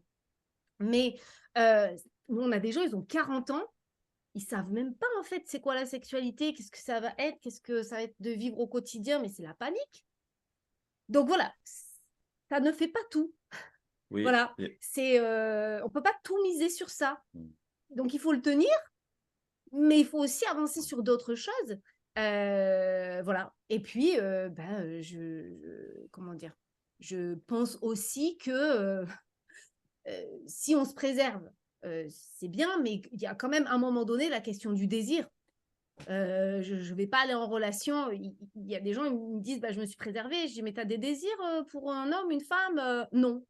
Bon, vous voyez, il ne faut pas non plus que tout soit bloqué parce qu'on ne va pas se marier sachant qu'il y a une vocation d'accueil à la vie voilà, si on n'a pas de ce désir. Enfin, voilà. Moi, j'aborde aussi tout ça parce qu'on ne va pas avancer si on ne regarde pas tout. Ouais, ouais, bon, après, voilà, c'est un sujet, on pourrait faire, je pense, tout un webinaire là-dessus. Je ne le fais Après, pas parce que oui, tout le puis de monde toute va façon, s'énerver. nous, on n'est pas prêtre ou accompagnateur spirituel, c'est-à-dire que, bien sûr qu'on a une idée sur la question, parce que si on parle de vie affective, si on parle de désir, de sexualité, bien sûr que ça touche aussi le domaine de la vie amoureuse et affective. J'ai juste envie d'élargir un petit peu le débat, de prendre de la hauteur, parce que, euh, en fait, la question, que ce soit de la continence, il faut bien savoir de Oui, quoi on parle, de aussi. la continence avant mariage, c'est-à-dire de ne pas avoir de relations sexuelles, ou de la chasteté qui est à vivre jusqu'à votre mort. La chasteté, c'est toute la vie, d'accord? Et la dimension charnelle de l'étreinte sexuelle, c'est juste un aspect de la chasteté. C'est juste un aspect, d'accord? Donc, c'est bien beau de se dire, bon, ben moi, là-dessus, je suis nickel, je coche les cases. Très bien, mais c'est déjà très bien, bravo. Bravo, parce que ça veut dire que tu tempères tes passions, tu maîtrises très bien. Mais où en es-tu de la chasteté du cœur?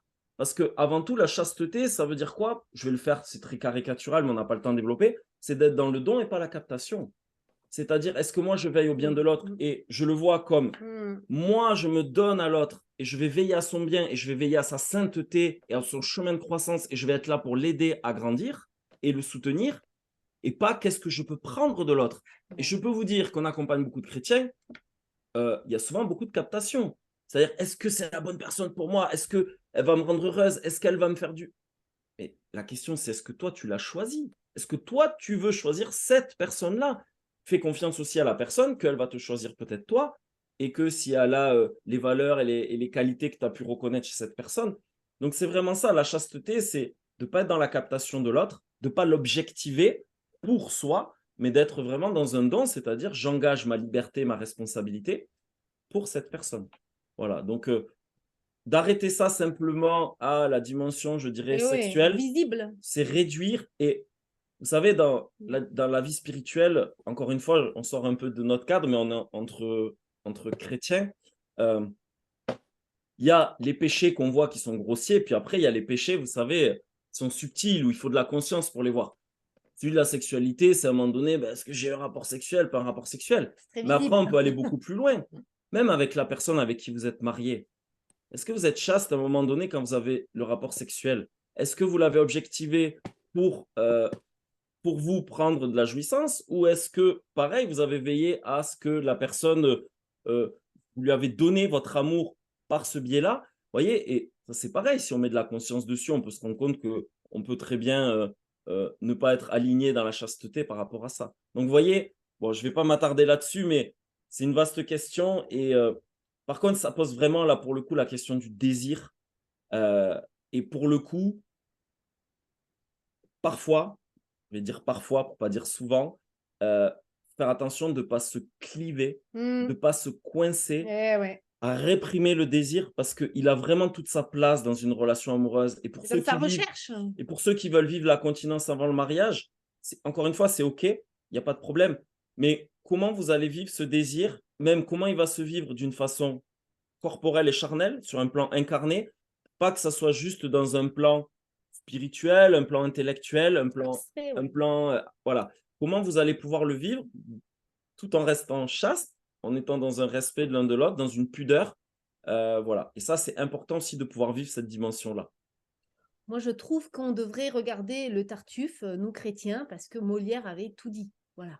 Le Tartuffe, il obsède sur le rapport sexuel, la fornication, et comment dire, il en perd la subtilité de la chasteté du cœur. Parce que ça se joue aussi à un autre endroit. C'est à quel moment finalement je veux prendre et je suis pas en train de me donner. Donc ça, c'est beaucoup plus difficile à s'en rendre compte et ça empêche souvent. Alors qu'on n'est pas tout le temps en train de forniquer, excusez-moi. Mais voilà, donc je dirais que, la chasteté du cœur, normalement, quand elle est acquise, il y a pas de fornication. Donc en se concentrant sur ça, normalement, on s'évite bien des problèmes, plus gras. Mais je trouve que voilà, aller au plus subtil, bon, bah, c'est important. Après, il y a des gens et je dis pas ça, vraiment, pour, critiquer du tout, hein, j'avais, vraiment entendu cette expression. Il y a des chairs bavardes et il y a des chairs silencieuses. Donc il y a des gens, bah, la chair, elle parle beaucoup, elle a beaucoup de désirs, donc je comprends, c'est un combat beaucoup plus grand pour eux et d'ailleurs ils ont plus de mérite de tenir la chasteté que ceux pour qui c'est très facile en fait, hein, donc voilà. Donc hein, ça On c'est va Dieu passer qui à sait. notre sujet, je Mais pense. ouais, mais bon, il y avait Voilà. plusieurs questions, Ah, qui OK. revenaient sur Bon, ça, donc j'ai dit: «Je vais répondre quand même» OK. parce que, Ça gratte. C'est que ça c'est que ça gratte alors. c'est normal parce que, voilà, il y a des nuances et Mmh. puis il y a des conséquences Ouais. qui, Mmh. voilà, qui sont à aborder. Moi, je suis pas là pour vous dire que faire, Mmh. je veux juste aborder plein de points pour qu'on ait plus de matière à réfléchir, hein. C'est ça pour moi, qui est merveilleux dans la foi, c'est qu'on a plus de matière pour prendre des décisions. Ah, il y avait une bonne question Voilà. là. Tu réponds? Bah, j'ai vu passer une question intéressante. Webinaire réaliste et vrai, merci, c'est tout ce qu'on Bon, cherche. ben, merci. On Vraiment. essaye. On cherche que ça, le reste, c'est pas notre job. Voilà. Ouais. Merci. En tout cas, Patricia, merci. Ouais, il y a une question là, je sais plus comment c'était dit, mais comment faire pour s'ouvrir à la rencontre quand on a été beaucoup centré sur soi dans le célibat? Je trouve que c'est une très bonne question Ça, parce c'est une que question humble même. c'est vrai qu'il faut être conscient que le célibat, la conséquence du célibat, c'est qu'on a une vie un peu auto-centrée. On s'occupe beaucoup de soi et quand bien même vous donnez beaucoup dans de l'associatif, votre paroisse et tout, quand même votre vie elle se résume à essentiellement vous et ce que vous faites en associatif, mais c'est vous.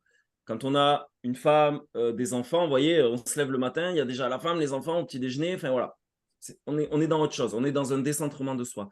Donc c'est une très bonne question, il faut être conscient de ça et donc ça va nécessiter finalement d'accepter de se décentrer de soi et en fait, il y a une des choses qui est difficile dans une démarche de rencontre, c'est que ce qui est important, c'est de rester ouvert à la rencontre, de rester ouvert à l'autre. Et si vous êtes trop sur vous, à vous analyser, à vous observer, Ah, mais je me rends compte que si, je me rends compte que j'ai peur, mais je me rends compte que je suis pas bien, je me rends compte que en fait, vous arrêtez pas de vous regarder et le problème, c'est que vous allez vous enfermer en vous-même et d'ailleurs, cet écueil, je vais vous dire, je le retrouve aussi alors, dans les personnes qui font trop de, psychothérapie, développement personnel, parce qu'à un moment donné, si mon but d'ailleurs, j'ai souvent fait des posts là-dessus, alors les gens du dev perso, ils aiment pas trop ça, mais si je passe ma vie, mon temps à chercher à cultiver mon bien-être, à mieux me connaître, me comprendre, moi, vous voyez, une démarche psychothérapie, on se regarde beaucoup.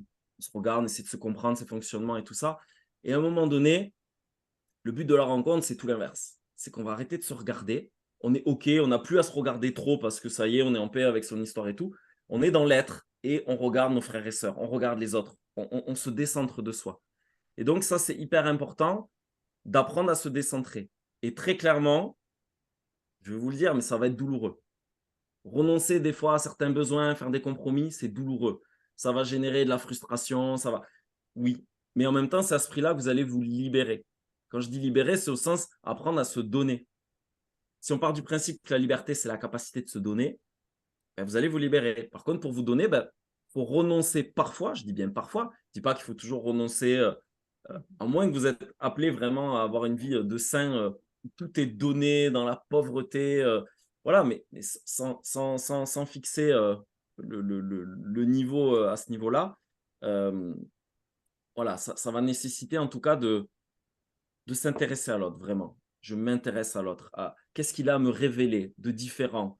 Parce que finalement, c'est par l'altérité que Dieu va vous parler, que l'autre va vous parler même de vous en vous révélant ce que lui, il est. Voilà, c'est vraiment l'altérité qui va vous faire un effet miroir et voilà, donc d'accepter comme ça, c'est de sortir de soi-même. Mais je pense que c'est pas évident quand on a voilà, quand on a créé et construit beaucoup d'habitudes. Je vais répondre à plusieurs questions, en même temps, vous allez voir pourquoi. Donc il y a la question de la différence, de religion, il y a la question de l'attirance physique. Est-ce que c'est important? Et cetera. Donc, alors nous, on appelle ça les critères structurels. Ça veut dire quoi? Qu'est-ce qui est vraiment fondamental pour vous? Ce qui est fondamental pour David, c'est particulier, enfin c'est unique, enfin c'est subjectif, on va dire, excusez-moi, c'est ça le mot. Ce qui est fondamental pour moi, c'est subjectif et pour vous, pareil. D'accord? Donc là, je donne de la matière pour que vous-même, vous fassiez votre raisonnement. Voilà. Attention, je ne vais pas vous dire ce qu'il faut, ce qu'il ne faut pas. Donc, je ne répondrai jamais oui, la religion, c'est important, etc. Ça dépend. Voilà. Ça dépend, ça nous dépasse. Non, mais je rigole. Mais tout ça pour dire que ce qui est important à un moment donné, c'est que vous, vous trouviez ce qui est vraiment fondamental pour vous. Alors, si vous avez une liste de 100 choses fondamentales, vous n'allez jamais trouver personne. Je trouve que déjà, 3 choses fondamentales, c'est déjà pas mal. Donc, voilà, ça c'est dit. Ceux qui ont une liste de tout ce qui est Mmh. important pour eux, soit il y a une psychorigidité, soit il y a trop de blessures, soit donc ça, c'est pas normal. Sachez une chose, normalement, je sais ce qui est fondamental pour moi et le reste, ce n'est pas important. Donc je lâche prise. Voilà. C'est pour ça qu'il y a des couples qui fonctionnent très bien en se disant, bah, il est protestant, je suis catholique. Pour moi, ce qui était fondamental, c'est qu'on soit d'accord sur l'éducation des enfants. On les éduque comme ça, comme ça. Le reste, ils ont lâché prise. D'autant plus que juste, j'apporte des éléments, comprenez, je donne aucune réponse. Normalement, j'essaye d'apporter des éléments de réflexion, tout simplement. C'est ça mon travail. Quand vous dites, est-ce qu'il faut la même religion? On a la même religion avec David, on ne la vit pas pareil. Et ça peut, par moments, offenser, dans le sens, bah, moi, j'ai tel saint que j'aime beaucoup, ou j'ai tel élan spirituel, et l'autre, il dit, bon, ça ne me parle pas, je suis plutôt ça. Voilà. Donc, déjà, il faut être prêt au fait que l'autre, il est aussi une altérité dans le spirituel. Voilà. Donc, il n'y a pas de fusion, on ne voit pas les mêmes choses. Donc, des fois, c'est voilà, c'est décevant ou tout ce qu'on veut, mais bon, c'est comme ça. Carême, l'un veut le faire comme ça, l'autre veut le faire comme ça. On n'est pas sur la même intensité, le même rythme. Ça, c'est pour le spirituel. Donc déjà, comment vous vous imaginez les choses, ça peut vous bloquer. Puis, c'est pas forcément parce qu'une personne fait 10 génuflexions et une messe en latin que vous allez être super bien avec cette personne parce qu'elle est humble et je sais pas quoi. vous voyez, ça, c'est vraiment ça. Tartuffe, il fait tout ce qu'il faut à l'extérieur. Ça ne veut pas dire qu'à l'intérieur, tout est calé. Bon, bref, donc ça, c'est un élément pour réfléchir. Et concernant l'attirance sexuelle, eh ben, là aussi, ça demande de se connaître. Il y a pour des gens pour qui ce n'est pas structurel, c'est-à-dire qu'ils peuvent s'ouvrir à une personne, qui ne correspond pas à leurs standards parce que cette personne est intéressante et que, voilà, ils ont lâché en fait, d'âme à âme, ils ont du désir parce que cette personne est ce qu'elle est. Donc à ce moment-là, la forme, a moins d'importance que le fond. Bon, pour X raisons, il y a des personnes qui sont capables de lâcher prise sur ça et de ressentir une attirance pour d'autres qualités que l'esthétique physique ou je ne sais quoi. Donc ça, c'est vraiment à vous de vous connaître. Il y a des gens qui disent non, le physique n'est pas très important. Puis en fait, il faut toujours que ce soit une jolie fille comme ci, comme ça, et sinon, il n'y a pas de désir. Bon, bah alors là, c'est important le physique. Donc, je dirais presque que si le physique est très important, il va falloir lâcher sur d'autres trucs. Vous ne pouvez pas tenir tout ensemble. Ah ouais, alors la fille, il faut qu'elle ressemble à Monica Bellucci, qu'elle soit une catholique messe en latin. Vous voyez, voilà. Donc, il y a des choses qui sont vraiment fondamentales pour vous. Et ça, vous le tenez ferme. Il ne faut pas tout tenir, il ne faut pas se tromper. Il y a peut-être des choses, vous croyez que c'est fondamental et ça ne l'est pas. Et donc, vous vous bloquez pour rien. Et pour le reste, il faut lâcher prise. Lâcher prise. Parce que dans le couple, il y aura des compromis, il y aura des problèmes, il y aura des choses, des frustrations, des déceptions. Donc, ce qui est important, bah, vous le tenez bien ferme. Le reste, on lâche prise. Ouais, c'est ce qu'on disait tout à l'heure, quand on disait qu'il fallait que vous soyez clair avec votre projet, ce qui est important pour vous. Euh, c'est une vraie question sur la spiritualité, surtout si ça prend une place très importante dans votre vie. Bien sûr qu'il y a la question de la pratique religieuse, mais je pense que la question, elle va bien au-delà. Euh, c'est parce que forcément, la vision de l'amour, la vision du couple, la vision du mariage n'est peut-être pas du tout la même pour quelqu'un qui est chrétien. Par exemple, il dit le mariage, il y a l'indissolubilité, on ne revient pas en arrière, la fidélité. Et pour une personne pour laquelle peut-être ça ne représentera pas la même chose. Après, pour moi, ça pose aussi de réelles questions quand on a un projet de famille d'avoir des enfants. Parce que ça pose vraiment la question de l'éducation des enfants. Imaginons, vous avez un chrétien ou catho qui veut que ses enfants soient baptisés, qu'ils fassent le catéchisme et qu'ils soient éduqués dans la foi chrétienne. Si pour l'autre, c'est pas sa foi, on ne sait pas. Est-ce qu'il s'opposera même pas après? On n'en sait rien en fait. Donc c'est un peu un pari fou. Voilà, donc sur ces questions-là, je pense qu'il faut creuser, mais pas juste au sens, oui, je veux qu'il soit chrétien pour qu'il soit chrétien. C'est voilà, de se poser les questions. Ok, mais pourquoi je veux qu'il soit chrétien? Voilà, faut pas, je pense pas qu'il faut en faire une espèce d'absolu. Par contre, il faut vraiment questionner en quoi c'est important pour moi et vérifier ces questions-là. Si la personne n'a pas exactement votre spiritualité ou votre sensibilité spirituelle, est-ce qu'il peut y avoir une vraie compatibilité? Est-ce qu'on peut s'engager sur la même chose avec un engagement commun où on est OK? Et par contre, je vous invite à une chose. Il faut que votre relation de couple soit basée sur un engagement mutuel et réciproque. Parce que si vous n'avez pas posé correctement les fondations au départ, alors on pourrait dire que les fondations réciproques, c'est le mariage, c'est le contrat de mariage, c'est ce à quoi on s'est engagé ensemble. Se soutenir, s'entraider, participer à l'éducation des enfants si on est jeune et qu'on aspire à donner la vie. Voilà. Pourquoi? Parce que si au préalable, vous n'avez pas posé les choses de manière très claire, consciencieuse, vous pourrez après reprocher à l'autre des choses. Et en fait, l'autre, il ne s'est peut-être pas engagé à ce moment-là avec vous à ça. Donc, posez les choses. Alors, on ne sait pas ce que l'avenir va, voilà, si vous évoluez 10 ans après, mais plus vous établirez de manière très claire et consciencieuse la base de votre engagement, la base de votre relation, à quoi vous engagez ensemble. S'il faut le noter, vous le notez. Vous savez, la charte du mariage, c'est ni plus ni moins, c'est ça. Vous savez, on a des droits et des devoirs dans un engagement matrimonial. D'accord? Si on lisait le code, c'est ça. Ben là, c'est pareil. Vous le faites entre vous, charte de mariage, vous notez noir sur blanc, vous signez, vous datez. Et puis, si jamais à un moment donné, il y en a un qui remplit plus ses engagements, le but, c'est pas de lui sortir à chaque fois, d'accord? Mais si à un moment donné, vous sentez qu'il y en a un, vous serez à même de lui dire, écoute, tu t'es engagé à ça dans cette relation. Aujourd'hui, tu en es où par rapport à ça? Donc, voilà, c'est très important. Voilà, je pense qu'on a fait le tour. Ouais, on a répondu à toutes les Ouais, questions. pas mal. Je ne sais pas ce qu'en pense Olivier. Olivier, si tu es là, est-ce qu'il y Oui, avait oui, encore, je est-ce suis qu'il y avait là, je encore suis une là. ou deux questions qui te semblaient évidentes qu'on Oh, ait. je crois qu'on a abordé l'essentiel, hein, donc voilà, après, je vois qu'il est déjà à 22h44. On avait promis 1 heure, on est à Mm. 1h 3 quarts.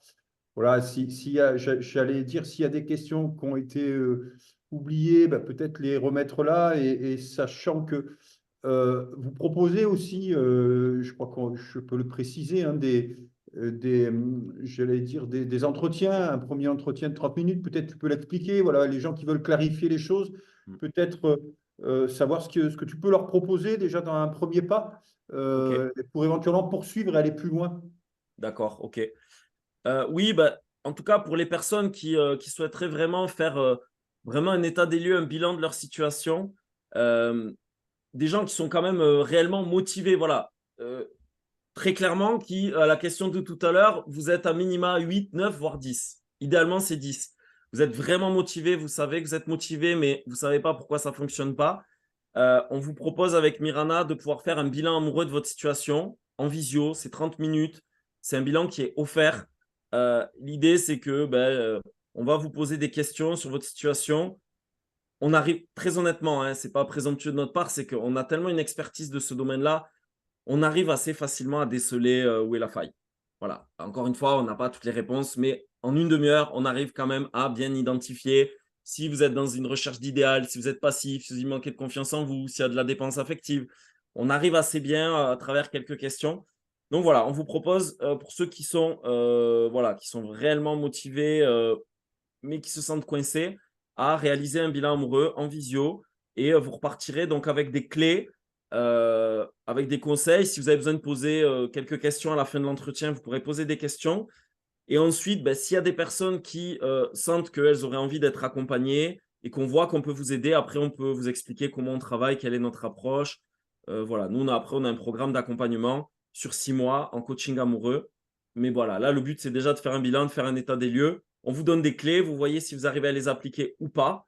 Mais voilà, ça vous donnera certainement des clés. Donc, je ne sais pas si tu as mis le lien. Je vais vous le mettre. Donc, Mirana va vous mettre un lien. Puis, de toute façon, on vous enverra un mail avec le replay, ceux qui veulent accéder au replay. Et donc, vous avez un lien Calendly. Vous prenez un rendez-vous en ligne. Bon, je pense que ça va être moi qui vais les réaliser, ces entretiens-là. Donc, voilà, vous aurez un entretien avec moi de 30 minutes par Zoom en visio. Et voilà, pour faire un point sur votre situation. Voilà le lien. Ouais, ce qui est important de préciser, c'est que c'est un premier entretien gratuit. Et Oui, il est offert, hein. vraiment, enfin, moi, pour avoir expérimenté, hein, ça permet vraiment de poser un jalon et puis de se rendre compte que même au fil des ans, hein, on a beau avoir 40, 50, 60 ans, bah, il y a des petits points à ajuster quand même, hein, parce que pour éviter parfois de retomber dans des relations un peu toxiques ou qui nous épanouissent pas, malgré ce désir de rentrer en couple. Voilà, donc faut pas hésiter. Je vois que quelqu'un dit je suis un peu perdu. Faut pas hésiter justement à user de ces outils en fait hein, pour avancer et éviter de perdre du temps. Voilà, moi en tant que fondateur d'un site de rencontre, il n'y a rien de plus désespérant que de voir que les gens sont là depuis des mois, voire des années. C'est-à-dire qu'à un moment, c'est un outil parmi d'autres. Et il y a plein d'outils pour effectivement avancer. L'accompagnement en est un autre aussi. Et puis surtout, après, la mise en situation. Hein, c'est important, c'est ce que soulignait David et Mirana, de ne pas rester dans son petit coin, Ouais. pensant que Dieu va tout faire. Voilà, donc c'était l'objet de cette soirée, de poser un certain nombre de jalons, de vous interroger, de vous amener à clarifier un petit peu votre projet, peut-être d'identifier là où effectivement il y a des points de blocage. Et puis, n'hésitez pas à bénéficier de l'expertise de Mirana et de David pour justement parfois enlever des petits grains de sable dans les rouages hein, qui nous Ouais. empêchent d'avancer, qui nous font patiner. Voilà, donc Tout à vous avez fait. le lien, vous avez tout. Moi, je peux que vous inviter voilà, à profiter de cette expérience, hein, de ce vécu.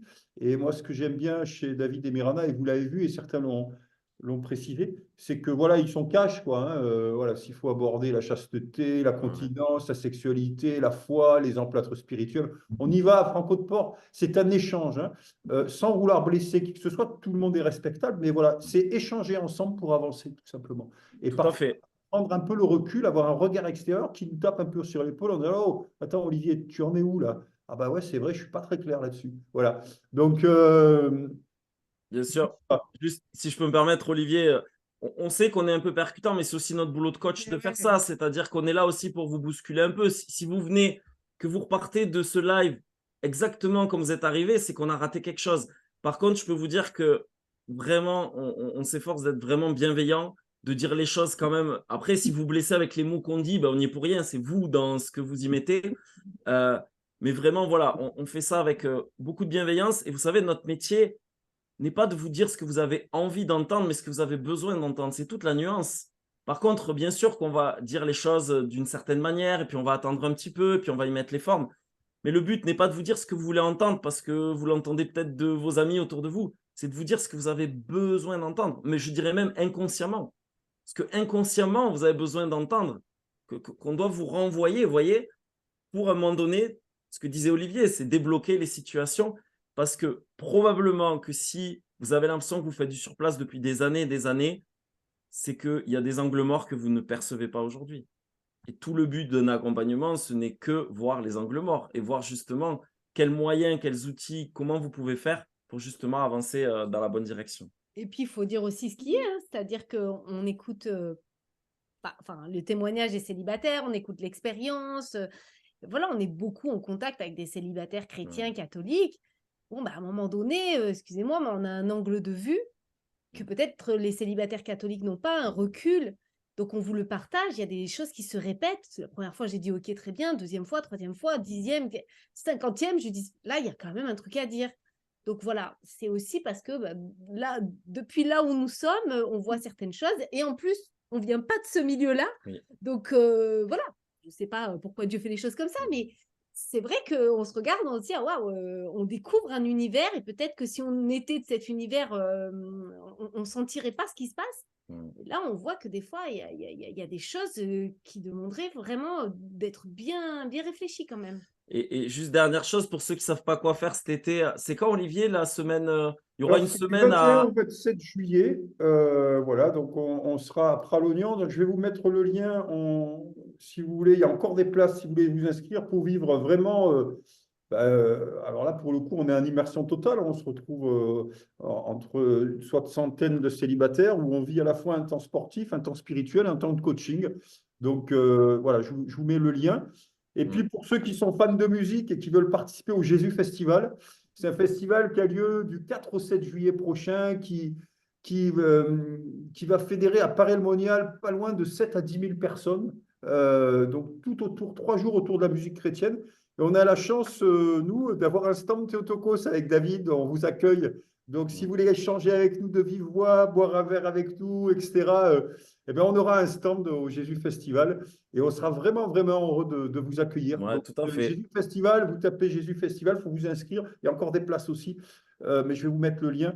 C'est du 4 au 7 juillet, donc 3 jours de musique non-stop chrétienne. Et c'est vraiment un beau moment voilà, à partager. Et puis, ça sera l'occasion d'échanger de vive voix et de façon beaucoup plus incarnée. Tout à fait. Voilà, Béatrice, ravi de vous voir au festival. Ouais, on sera content de te recevoir aussi. Donc voilà, n'hésitez pas à taper sur Internet Jésus Festival, vous verrez, c'est vraiment un beau moment à vivre. Voilà.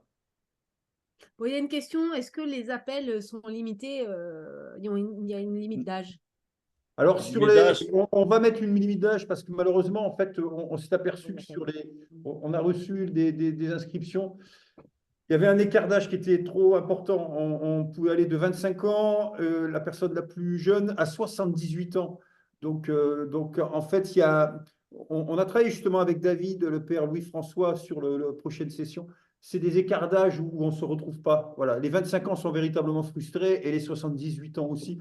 Donc, on va essayer on est sur une tranche majoritairement de 35-55, voilà, de façon à avoir une unité au niveau des groupes. Parce que sinon, voilà, on sait que, voilà, on va dire dommage pour les plus de 55 ans, où il n'y a rien pour les moins de 30 ans. Mais en fait, on est obligé de garder une cohérence. Et cette année, on n'avait pas mis de limite d'âge et on se retrouve finalement avec un groupe très homogène, 35-55 ans, et des écarts un peu comme ça, avec des pôles extrêmes. Et ça va être compliqué pour l'avoir vécu sur d'autres sessions. Les plus jeunes et les plus anciens se sentent mis à l'écart du groupe. Donc, on préfère l'éviter. Voilà. Ouais. Donc, ouais. Moi, juste, j'ai oublié de le dire, mais s'il vous plaît, pour ceux qui réserveront un entretien, un bilan amoureux, merci de prendre le temps de bien répondre au questionnaire. Vous verrez, il y a un questionnaire préalable. parce que moi, c'est important déjà, si vous me donnez pas mal d'éléments de réponse dans le questionnaire, donc vous verrez, je vous demande quelle est votre situation, qu'est-ce que vous voulez, c'est quoi vos difficultés. Mieux vous répondrez au questionnaire et plus ça sera pertinent pendant l'entretien. Si vous êtes généraliste et évasif, eh ben, on va prendre plus de temps dans l'entretien. Donc voilà, moi je vous demande simplement d'essayer de bien répondre aux différentes questions par rapport, vous, à ce que vous avez perçu. Essayez d'être quand même synthétique, mais voilà, de me parler de vos difficultés, de ce que vous voulez, de ce que vous avez besoin. Et en fonction de ça, comme ça, moi je pourrais vraiment établir voilà, ma vision laser et vraiment être précis par rapport à ce que vous me direz, ce que vous me renverrez. Voilà, donc oui, Jésus Festival va être mis dans les sorties Théotokos. On va faire un petit article sur le blog là prochainement, de façon à vous inviter à nous rejoindre si vous le souhaitez. Je vous ai mis donc le lien vers le Jésus Festival. Vous pouvez vous inscrire, il y a différentes formules. Je sais qu'il y a encore des places en camping, en hébergement collectif. Voilà, c'est vraiment un bel événement. On y était l'année dernière, mais sans avoir de stand Théotokos. Et l'année dernière, il y avait près de 7000 personnes, donc c'est énorme, hein. Donc là, ils attendent aux alentours de 10 000 participants. Donc ceux qui connaissent déjà, ben, voilà, n'hésitez pas à en parler autour de vous. Mm. Merci pour cette belle soirée. Merci à chacune et à chacun de votre présence et de votre, je vais dire, persévérance, hein, parce qu'on était, voilà, vous êtes restés au-delà de l'heure prévue. Merci à David et Mirana bah, pour cette belle intervention et puis voilà, ce partage avec les tripes et le cœur. Et puis, bah, on se retrouve sur d'autres événements, donc Jésus Festival et puis Pralognan en direct. Et puis à la rentrée, bien évidemment, on reprendra un certain nombre de visios. Et puis le replay sera mis en place aussi sur les gens, pour les gens qui ont participé sur notre chaîne YouTube. Voilà.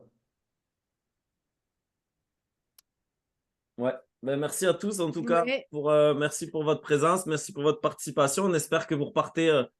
Voilà, si déjà vous pouvez repartir avec moi, comme je dis souvent, avec une ou deux pépites pour ce soir, quelque chose qui pourrait vous aider, quelques clés de compréhension, ben, c'est super. Par contre, essayez de les mettre en application. Sinon, ça restera juste de la théorie et de l'information.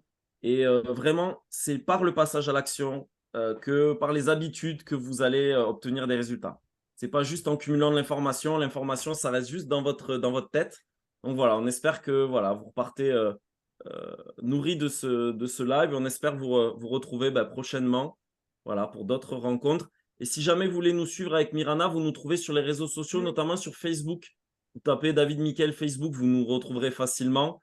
Et Mirana, elle a aussi une chaîne YouTube, donc vous pouvez aussi voilà, nous suivre. On donne quand même beaucoup de contenu gratuit qui peuvent déjà beaucoup vous aider. D'ailleurs, Olivier aussi, il y a pas mal de choses sur le site Théotokos. Vous avez pas mal de voilà, d'éléments, d'articles qui peuvent vraiment vous aider. Encore une fois, si vous les mettez en application. Donc voilà, merci à tous et très belle soirée à vous. Merci, au revoir, bonne soirée. Bonne Au soirée, revoir. merci. Merci. Bonne Au revoir. continuation.